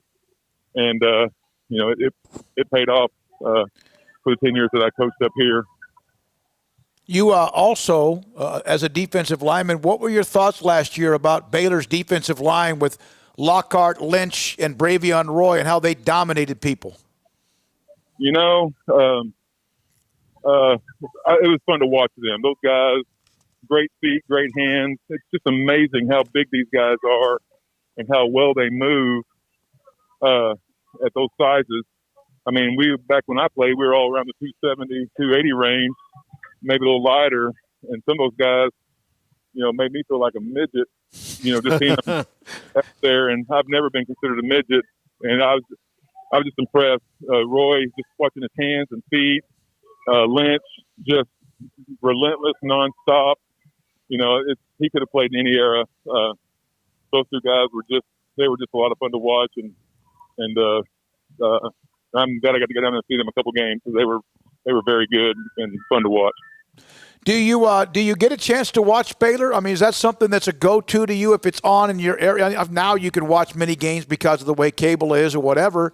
Is it something that you, not that you set up your entire day, but it's something you want to try to keep up with as much as possible? Oh, yeah. I went down to the Baylor-Oklahoma game last year. Brought my son down there and didn't quite get the outcome we wanted, but great trip. My son's starting his sophomore year at Arkansas and not playing football. He's wanting to be a doctor, and that's good. That's good by me. And so, but it was just a fun experience for us to go down there. And I went to the Baylor-Oklahoma game in Norman a few years before that. So I've been able to kind of catch them a little bit. Been to Oklahoma State, watched them out there, went out there with Derek Turner one year and watched that game. So, yeah, I've been able to catch them some of the games up north, and I've been to Waco a couple times to watch them down in Waco. Back in 2016, Baylor had football legends. You, John Westbrook, who, of course, is deceased, but was a major part, a milestone in Southwest Conference history. Jason Smith, Jordan Lake. We had Jordan on yesterday. Joe Pavelic last week. We had Jason Smith on 2 or 3 months ago when we launched this new show in April, and now you. And so it's kind of an unbelievable group that year. What did that mean to you? You were obviously very good and honored throughout your career, but what did that mean to you when Walter Abercrombie reached out to you and told you what was happening? Well, it was very interesting. You've been seeing when they started the program several years before that. I guess it was quite a few years before that. You just kind of, talking with my family, he's like, you think that'll ever happen? I was like, you know what? If it does, great. But I don't sit around and worry about that kind of stuff because that was obviously a long time ago. But, when Walter reached out to me and told me what was going to happen, I was elated. It was just one of those deals where, I've out of respect from the guys that played before me and the ones that played after me, just a great honor to be even mentioned with some of these guys. I felt very blessed. We had some great teams. 2 bowl teams our junior year, 85 and 86. Played with a lot of great pro players, and I was glad to be one of the all-conference guys in that world because, there was, when you have Ray Berry, Thomas Everett behind you, and you got, Ray Crockett and Blackman behind you, you can coach is able to do a lot more things up front with us that we could create a lot of pressure for people and wreak a lot of havoc. So, so to be honored with some of those guys, it was a pure joy and a great blessing. Steve, we appreciate you so much. We appreciate your time. Tell everybody, I know you mentioned you're now in sale. Tell everybody exactly where you are and exactly what you're doing. All right. Well, I'm actually up in Springfield, Missouri. I've been up here. I moved up here in '93, coached 10 years at a small university, Evangel University. And actually, I was the secondary coach, which is kind of funny. I was secondary coach all years. So, again, people go, how'd you do that? I said, well, you just got to understand, I didn't have to show them how to backpedal. I just had to tell them to backpedal. Because you don't want to see a 250-pound coach trying to backpedal. It's not very pretty. But, again, some of the teaching from Scott and some of the other coaches that I worked with at Baylor, I ended up being the defensive coordinator my last couple of years there. And I still have the number one defense in Evangel's history right now, too. So that's kind of a proud thing for me to share. We had one of the best seasons in 2001 in the history of that school. So there you go. Hey, Steve, thanks for your time. We appreciate it. Good luck with what you're doing. And also, congratulations on everything you've accomplished in your career and also since that time. That's Steve Grumbine from Springfield, Missouri, former Baylor. I mean, he was a dude. The names he meant, Blackman, Crockett, Everett. Obviously, Steve Grumbine. Hey, sheesh. Pretty good. Yeah. All right, when we come back, Sam Bradshaw, and there is no game this week. We don't know about next week because of all the news today about football-related activities being suspended for now. Sam Bradshaw, with what he saw, and maybe the last part of what we discussed when it comes to Baylor's offense moving forward, knowing that right now there's the unknown. He's next on Sikkim 365 Radio. Don Humidor has the number one cigar of the year inside their 48-foot walk-in humidor. It's called the Aging Room Cuatro Nicaragua. Aging Room is a brand. Cuatro Nicaragua, that is the name of the cigar, and it is absolutely highly rated. It is the number one cigar of the year. And then on top of that, if you like to smoke a cigar or you're trying to find something for somebody who does, my favorite, Ashton or Macanudo, Artur Fuente, and Rocky Patel. And those are just some of the names. Cohiba is another one. Romeo and Julieta, that's a great cigar. And there are many brands that may not be as well known, but they're very, very good. My Father is another one as well.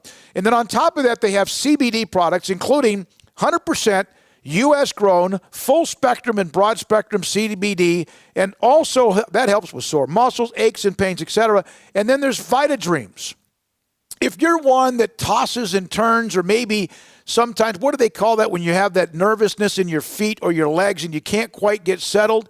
Vita Dreams can help you out. If you struggle falling asleep, Vita Dreams will help you. And then, of course, an assortment of all the flavors and great coffee, the great tasting of. I'm not a coffee drinker, but you can smell the coffee beans when you walk in to Don Humidor. The aroma of that and the tobacco inside the 48-foot walk-in humidor is amazing. Ashley, Carol, fantastic people. Tell them Smokey sent you. Don Humidor in the Town West Shopping Center just off Valley Mills in Waco. With more than 160,000 alumni worldwide and counting, the Baylor family is growing. And through the university's expanded Baylor alumni program, the family is growing closer. With hundreds of local volunteers planning events in cities and towns around the country, you can gather with fellow Bears no matter where you are. So, get connected, get something started, get involved, and make plans to get together with Baylor alumni. Visit us at baylor.edu/alumni. Stepping into the boots of a U.S. Army officer can add confidence and leadership skills to your son or daughter's career path. See all the things they can achieve in our boots at GoArmy.com. U.S. Army Waco Recruiting Company, 254-598-8131 or 254-776-1543. Bird Culchin Ford has been in Waco since 1936. Ford, the number one selling truck in Texas, 43 years running. And Bird Culchin Ford proudly supports high school football in Central Texas. And no better way to tailgate with a Ford than from Bird Culchin Ford. And are there better vehicles to tailgate with than the Ford F-150 or the Ford Expedition? And of course, you can get them new, pre-owned Bird Culchin Ford. Our sponsor of the Ford Tough Player of the Week, locally owned dealership. Online at bkford.com at 1701 West Loop 340 in Waco. Bird Culchin Ford. Boozers is the wedding ring store and more. If you're ready to get engaged or already married and want to upgrade your wife's ring for a special anniversary, Boozers is the place to go. With the largest selection of premier quality diamond engagement rings and wedding rings in Central Texas. They have 7 cases with over 300 styles of rings from top designers like Natalie Kay. Choose from yellow, white, or rose gold, plus beautiful top quality loose diamonds. With an in-house jewelry, they can also custom make anything you want. Bring in a picture or drawing and let Boozers create your one-of-a-kind pendant or ring. They can even use some of your old gold and diamond jewelry to create something new. At Boozers, you'll find a great selection of quality timepieces, and Boozers is the place for expert watch maintenance and repairs too. They specialize in expert Rolex watch repair for fine jewelry, watches, custom work, and more. Go to Boozers on Valley Mills and Lake Air Drive in Waco. Boozers, the wedding ring store and more. From the first workout to the last practice, sports is an incredible and rewarding challenge. Hi, everyone. This is Dan Ingham with the First National Bank of Central Texas, and we're proud to support each athlete, every parent, and our educators. From families, small businesses, to the biggest industry, we're here to help. With remarkable products like mortgage lending, we've got banking ideas that fuel big dreams. The First National Bank of Central Texas. Familiar faces making local decisions. Member FDIC, Equal Housing Lender. How often have you said it's time to get in shape? Every day, every week, every month, maybe for as long as you can remember? How about starting today? I promise if you'll just join Waco Regional Tennis and Fitness now, you'll thank me later. Hi, this is David Smoke, offering a variety of 40 group exercise classes every single week, including boot camp on Tuesdays and Thursdays at 5:15, plus spin, body shaping, Pilates, yoga, and bar. And there's a free kids club as well. Waco Regional Tennis and Fitness open Monday through Thursday, 5 to 10, Friday 5 to 8, Saturday and Sunday 7 to 7, and personal trainers Christy London and Randall Court. World-class tennis facility with pros Britt Coleman and Joe Rosa with lessons, camps, and special events. Spacious and clean workout rooms, locker room for men and women, both with a whirlpool and sauna, and now there's touchless bottle filling stations. No intimidation, tremendous camaraderie, an entirely new atmosphere, and yes, you can do this, but you have to walk through the front door. It's time to react today, not tomorrow. Waco Regional Tennis and Fitness on Lake Shore Drive in Waco.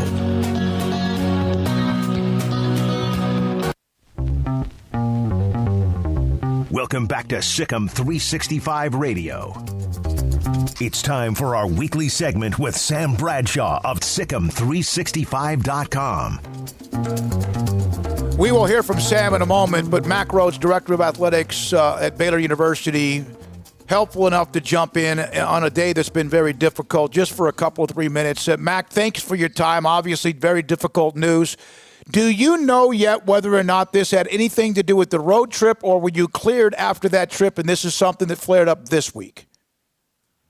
Yeah, I mean, it's a great question. And, we suspect, that it's something that has to do with the road trip, but, certainly not for certain, and haven't exhausted every possibility yet. So we're still looking at it, and trying to find the answer. Again, just quite frankly, scratching our head a little bit right now, and just trying to figure it out. Our staff, our student athletes, have been really responsible. We talked a little bit about the precautions that we took on the trip, the way we traveled, how we traveled, when we ate. So I don't know. We're in the process. I wish I had more answers, right now, but we don't, and we're working on them, and just trying to work the problem. Mack, what goes into doing everything you can to play next week and get everybody healthy?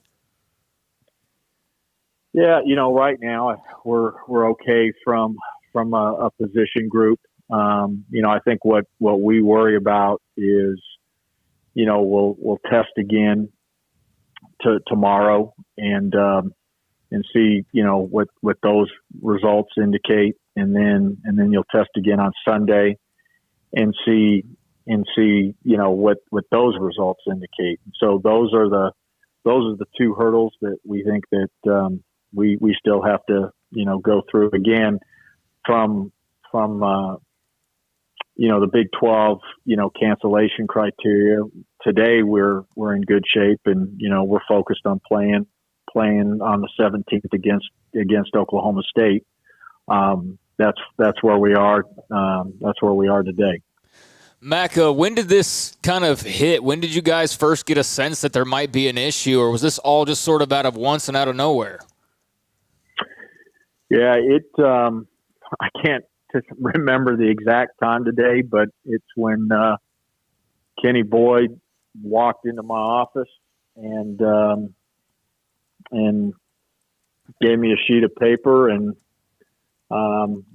with a number of positive tests, and then at that time, at least what they could identify immediately in terms of close contacts. So that was sometime probably around 1:00 this afternoon, and so that's really when we had to have conversations about what are our next steps. I know you got to go, and you've given us time, and we didn't expect any of it today. Did you had a Zoom meeting or maybe a team meeting or something, I would think, this afternoon to try to clarify everything? What was that message?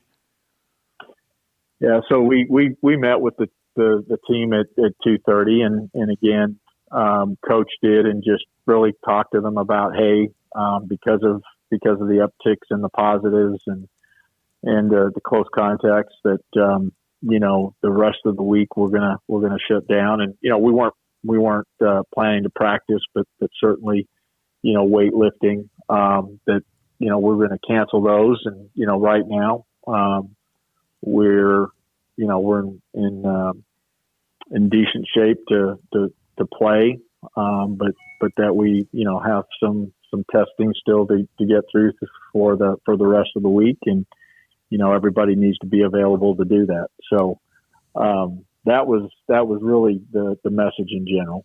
Mac, thank you. Good luck, man. All right, thank you all. Thank you. That's Mac Rose, Director of Athletics at Baylor. He's with us for a lengthy segment on Tuesdays. We had him on earlier this week, and a lot of the discussion was not even about that. So this you can tell based on – so Kenny Boyd gets the testing back from, I guess it would have been yesterday. Gets the testing back, and you're Mac Rhodes in your office, and you're sitting there, and all of a sudden he lays a piece of paper on your desk, and it's like, wow. Yeah. I mean, we got a problem. Yeah. I mean, it's got to, unfold somehow or another. So, that had to be quite shocking, I would think, for Mac. And as you can tell, they don't really have a great grasp on how this even happened.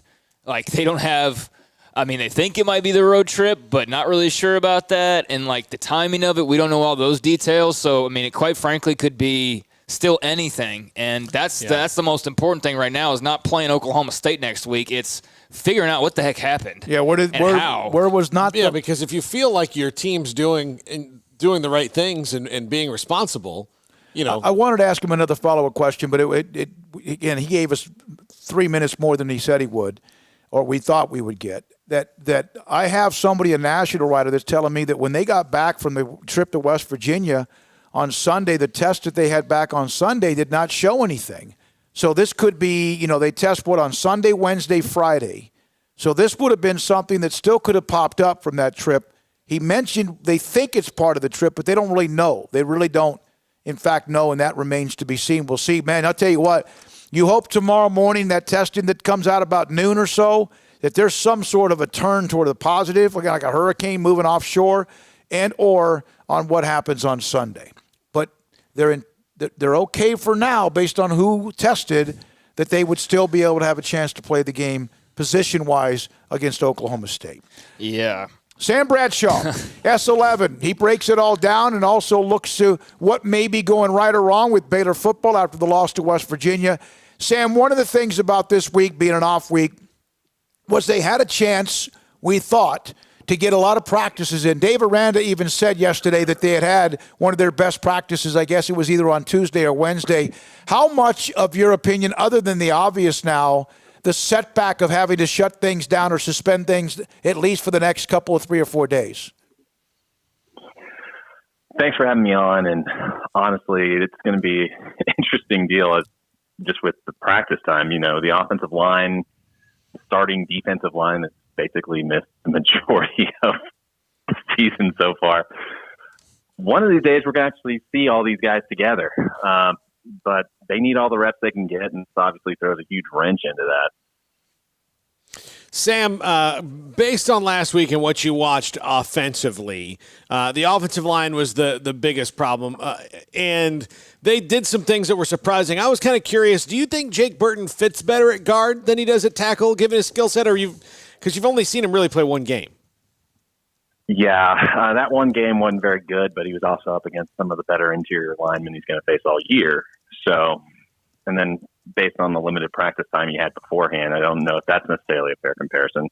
I'd like to put him at tackle because either way, you're going to have somebody that was playing tackle last year at guard, and you might as well have the person that was all conference at tackle. But I'm also there not watching. I'm also not there in practice. They see it, and Joe Wickline's probably forgotten more about offensive line play than all of us combined would know. So I'm going to defer to them on that, obviously, but it was very surprising. How much of an effect did the offensive line's play have on the play subsequently of, in particular, Charlie Brewer and the rest of the offense? It had a very big impact. I charted each drive and looked at the major plays that happened on a given drive and which position group was largely at fault. For instance, on the first drive, the line false started, and then both the right tackle and right guard get blown up on a draw play, which effectively killed that drive. Then on the second drive, you've got a 1st and goal at the 7 after you have a big pass play, but the lineman is downfield, so that play is nullified. And then on the very next play, Brewer misses an inverted quarterback read, which gives you a big loss. So they share responsibility there. The line was either directly at fault or shared responsibility for killing 10 of the 17 drives. And that's 10 of the first 13. Yikes. Wait a minute. Say that again. Not a good day. Yeah. Say that again for those who aren't very good at math. Baylor had 17 drives against West Virginia when you count overtime. The offensive line had critical plays that killed 10 of them. Granted, some of those they shared with the quarterbacks or they shared with the running back when the running back missed a protection on Brewer. Either way, the offensive line was responsible for at least shared responsibility on 10 of them. That has to improve. I don't care who you have at quarterback. I don't care who you have at running back. You could bring back Denzel Mims. You could bring back Walter Abercrombie. You could bring back RG3. You can bring back whoever. That has to improve. I mean, you had plays where you only had 3 receivers on a route. You had a maximum protection, offensive line and tight end sliding to the right, running back taking the end man on the left, and they let the nose tackle through. Mistakes like that cannot happen. There's absolutely nowhere to go with the ball in that case. Now, don't get me wrong, Brewer could have been a lot better. He got greedy on a couple throws that looked like they might be open, but he had safer options available to him. And then he also missed a couple opportunities to see a dig coming open behind one of the short routes he ended up throwing. Or instead of forcing something over the middle, he could have hit an out route in single coverage. He missed a couple things like that. But when the offensive line is as much of a sieve as it was, and they struggled to run on even numbers, and what I mean by that is you've got 6 blockers and there's only 6 defenders in the box, that's even numbers. It's one thing if it's like the trip they had in 2014 up there, where there was constantly an extra guy. The line could do their job great, and there's just somebody else waiting for the running back because they've committed so many guys. That wasn't the case on Saturday. They were just struggling to block the guys that were there. Go ahead, Paul. Sorry. Sam, how do they get the wide receivers deep or deeper than they were? You got to make sure that the quarterback's standing. Mm-hmm. On one play, the line actually protected pretty well. They had a slide protection to the right. Everybody stepped to the right, and then the running back takes the guy to the left. But the running back had carried out a run fake and then blocked. He couldn't pick up the linebacker in time. And as Brewer's being taken to the ground, you see Tyquan Thornton on a post route in front of the corner, pulling away from the corner, At worst, it's going to be a possession catch, like a forward going up for a rebound. At worst. But if Brewer's on the ground, he can't get it there. Yeah, because that was one of the things. Because I know that Charlie, because he's the guy, he's the one that's been the straw that stirs the drink offensively for the last 3 years. And yes, there were a couple of throws, but wasn't the interception on the sideline? Was that a route that a receiver should have cut off, or was that a reckless throw? That was a great play by the corner, in my opinion. Okay. I can see it being a blunder by Brewer. I can see it being just, all right, that's where it should take you. What they were trying to do is they were trying to have the two receivers run deeper routes that break inside. The idea being the inside guy drags off the safety, the outside guy drags off the corner, and then you have a tight end wheel coming free up the sideline. Almost the same concept they scored on against Kansas. The corner just started like he was going inside and then redirects and picks the thing off. I mean, technically Brewer should have just taken the guaranteed 7 to 10 yards that you would have gotten by hitting Ebner in the flat, but I understand why he threw the ball. I don't know if that was necessarily a bad route or anything. I think the route was fine. I just think he got greedy and corner baited him into the throw. Sam, with the play to Ben Sims, I mean, that was a bright spot, trying to get a little positivity. I mean, that was a bright spot. Wasn't that call in overtime? Oh, yeah, it was a great one. They knew West Virginia showed a lot of cover 3 buzz, where the safety to the field rolls down inside of their nickel linebacker, and then the backside corner, boundary safety, and field corner are in deep thirds. Well, they have a post route on the boundary side, drag off the corner, and draw the attention of the safety. And then they had a really good run fake where the line really sold like they were running power. So the linebackers are looking at the run. The secondary is looking at that post route. And after stemming just towards the center for a few steps, that tight end releases upfield and nobody's with him. I thought Fedora had some good designs. He modified a few of his base concepts to fit the personnel pretty well. He changed one of their Y cross concepts to have a 7 route, which is where the receiver stems inside and then runs a corner, instead of a go route, which made it easier for Brewer to hit, yet still kept everything pretty simple. And he did a couple other things. So I don't have too much disagreement with the general game plan, but any plan your guys have to be able to execute. He did a lot of the things Oklahoma State had success with. They even copied one of the RPOs that I actually had in my preview last week, and they ran that. They went into diamond formation. They got 2 tight ends in there. They did a lot of what Oklahoma State did on the chalkboard, but the line and Brewer, guys just weren't executing, and that's going to make your offense sputter no matter how well you draw it up on the chalkboard. Sam, can they fix this? And obviously seeing what they're facing now with the football-related activities. We just had Mac Rhodes on just before you had to bump you. Sorry, we had to bump you for the AD on a day with all the events going on. But is this fixable? I think the offensive line should be expected to do a lot better than they did on Saturday. I don't think Saturday is going to be the norm. I don't think they're going to be Bama or Clemson in the trenches. But I also think that they should be able to, at worst, be what they were the last couple of years, if not better than that. But you need that time.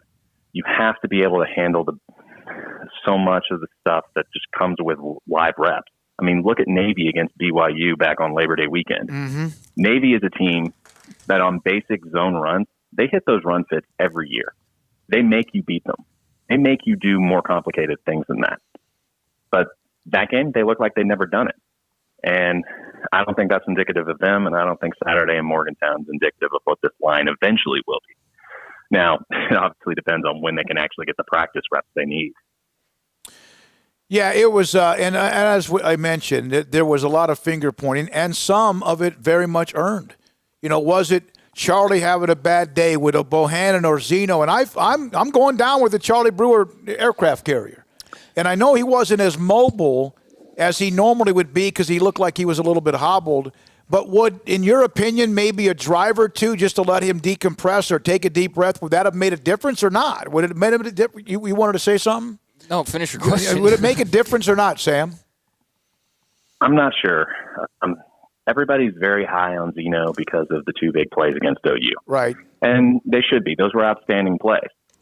But beyond those plays, it really hadn't been pretty for him the rest of the time in overtime against OU and against Georgia. Granted, two very good defenses. Don't get me wrong.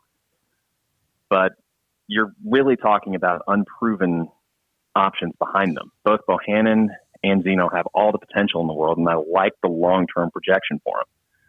But it's largely unproven, and the question really becomes, Brewer's not 100%.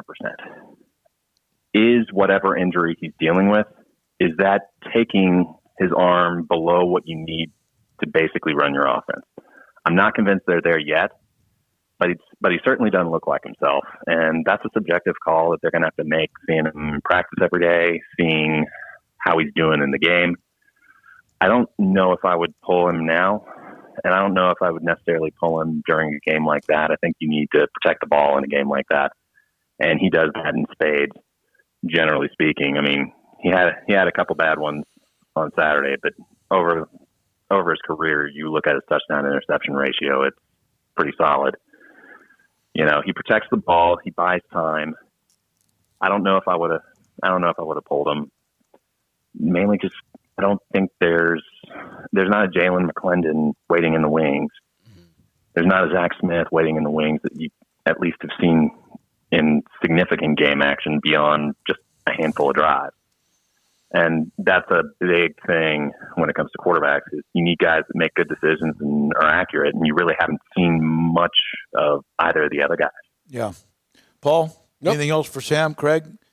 That's good. I love the fact you broke it down. You made more sense than most anyone else has been able to make, and I'm not talking about the analyst as far as for me.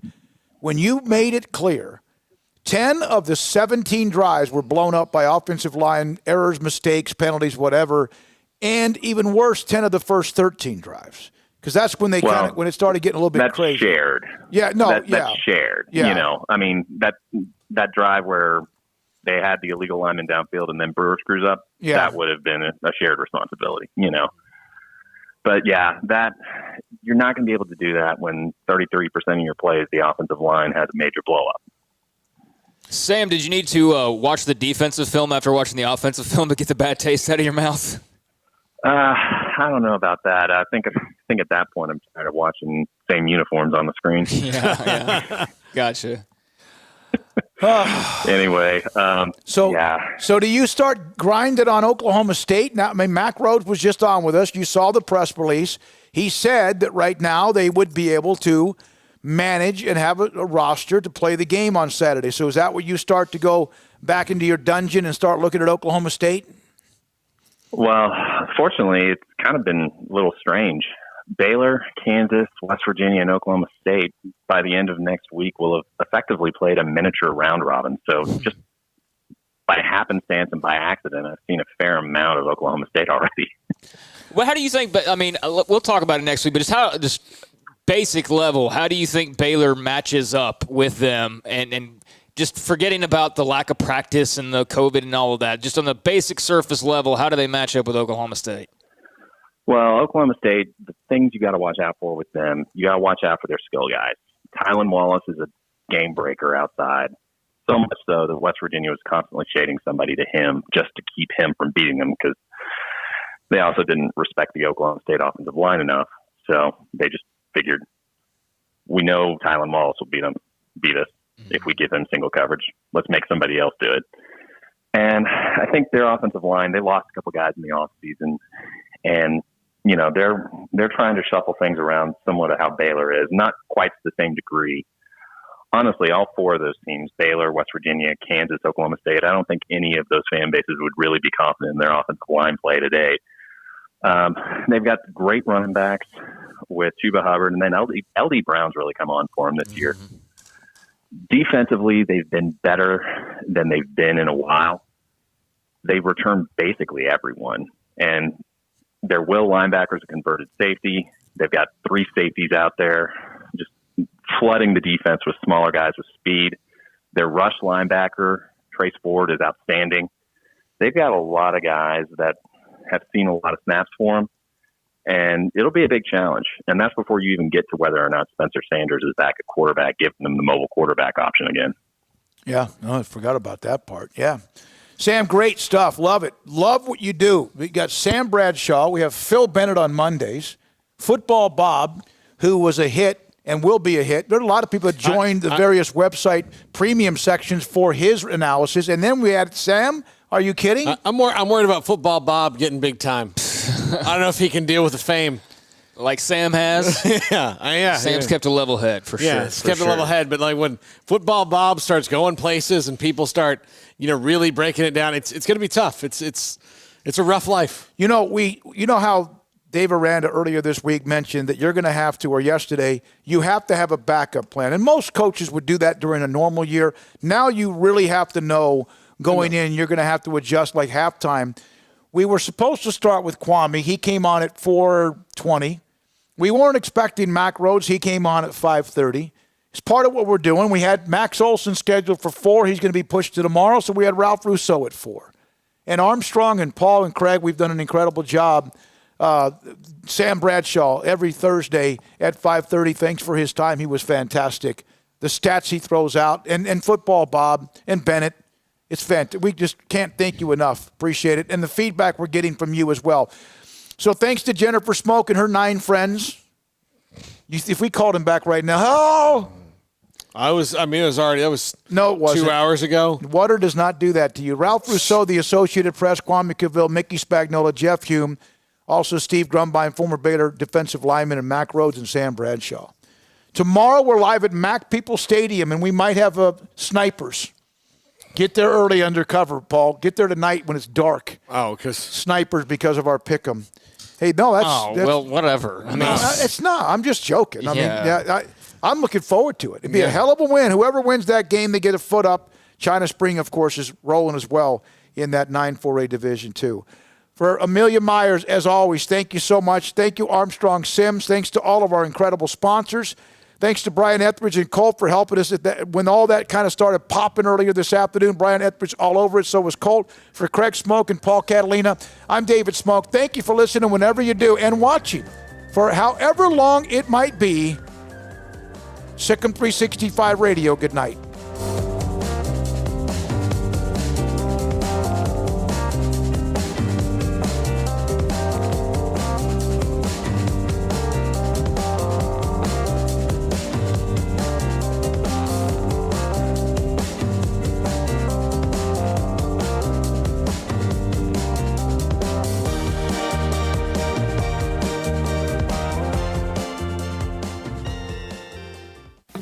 Born in Waco, Brotherwell Brewing exists to serve the Central Texas community with locally crafted beer of the highest quality. They want to bring Central Texas closer to the brewing experience so everyone can enjoy well-made beer as much as they do. For 2.5 years, they've been bringing high-quality beer to Central Texas at their location on Bridge Street in East Waco. And this football season, you need to stop by on game day for curbside pickup or stop by their tent next to Sikkim 365 at Brazos Parking for your pregame refreshment. Brotherwell Brewing believes in community and bringing people together to enjoy products made in their community. So for your game day, whether it's a tailgate or at home, stop by Brotherwell Brewing for high-quality craft beer made right here in Central Texas, 400 East Bridge Street, and check them out online at brotherwell.com. Southwest Sports Medicine and Orthopedics, the team physicians for Baylor Athletics, specializing in diagnosis and treatment of any and all sport-related injuries, celebrating over a decade of service to Central Texas.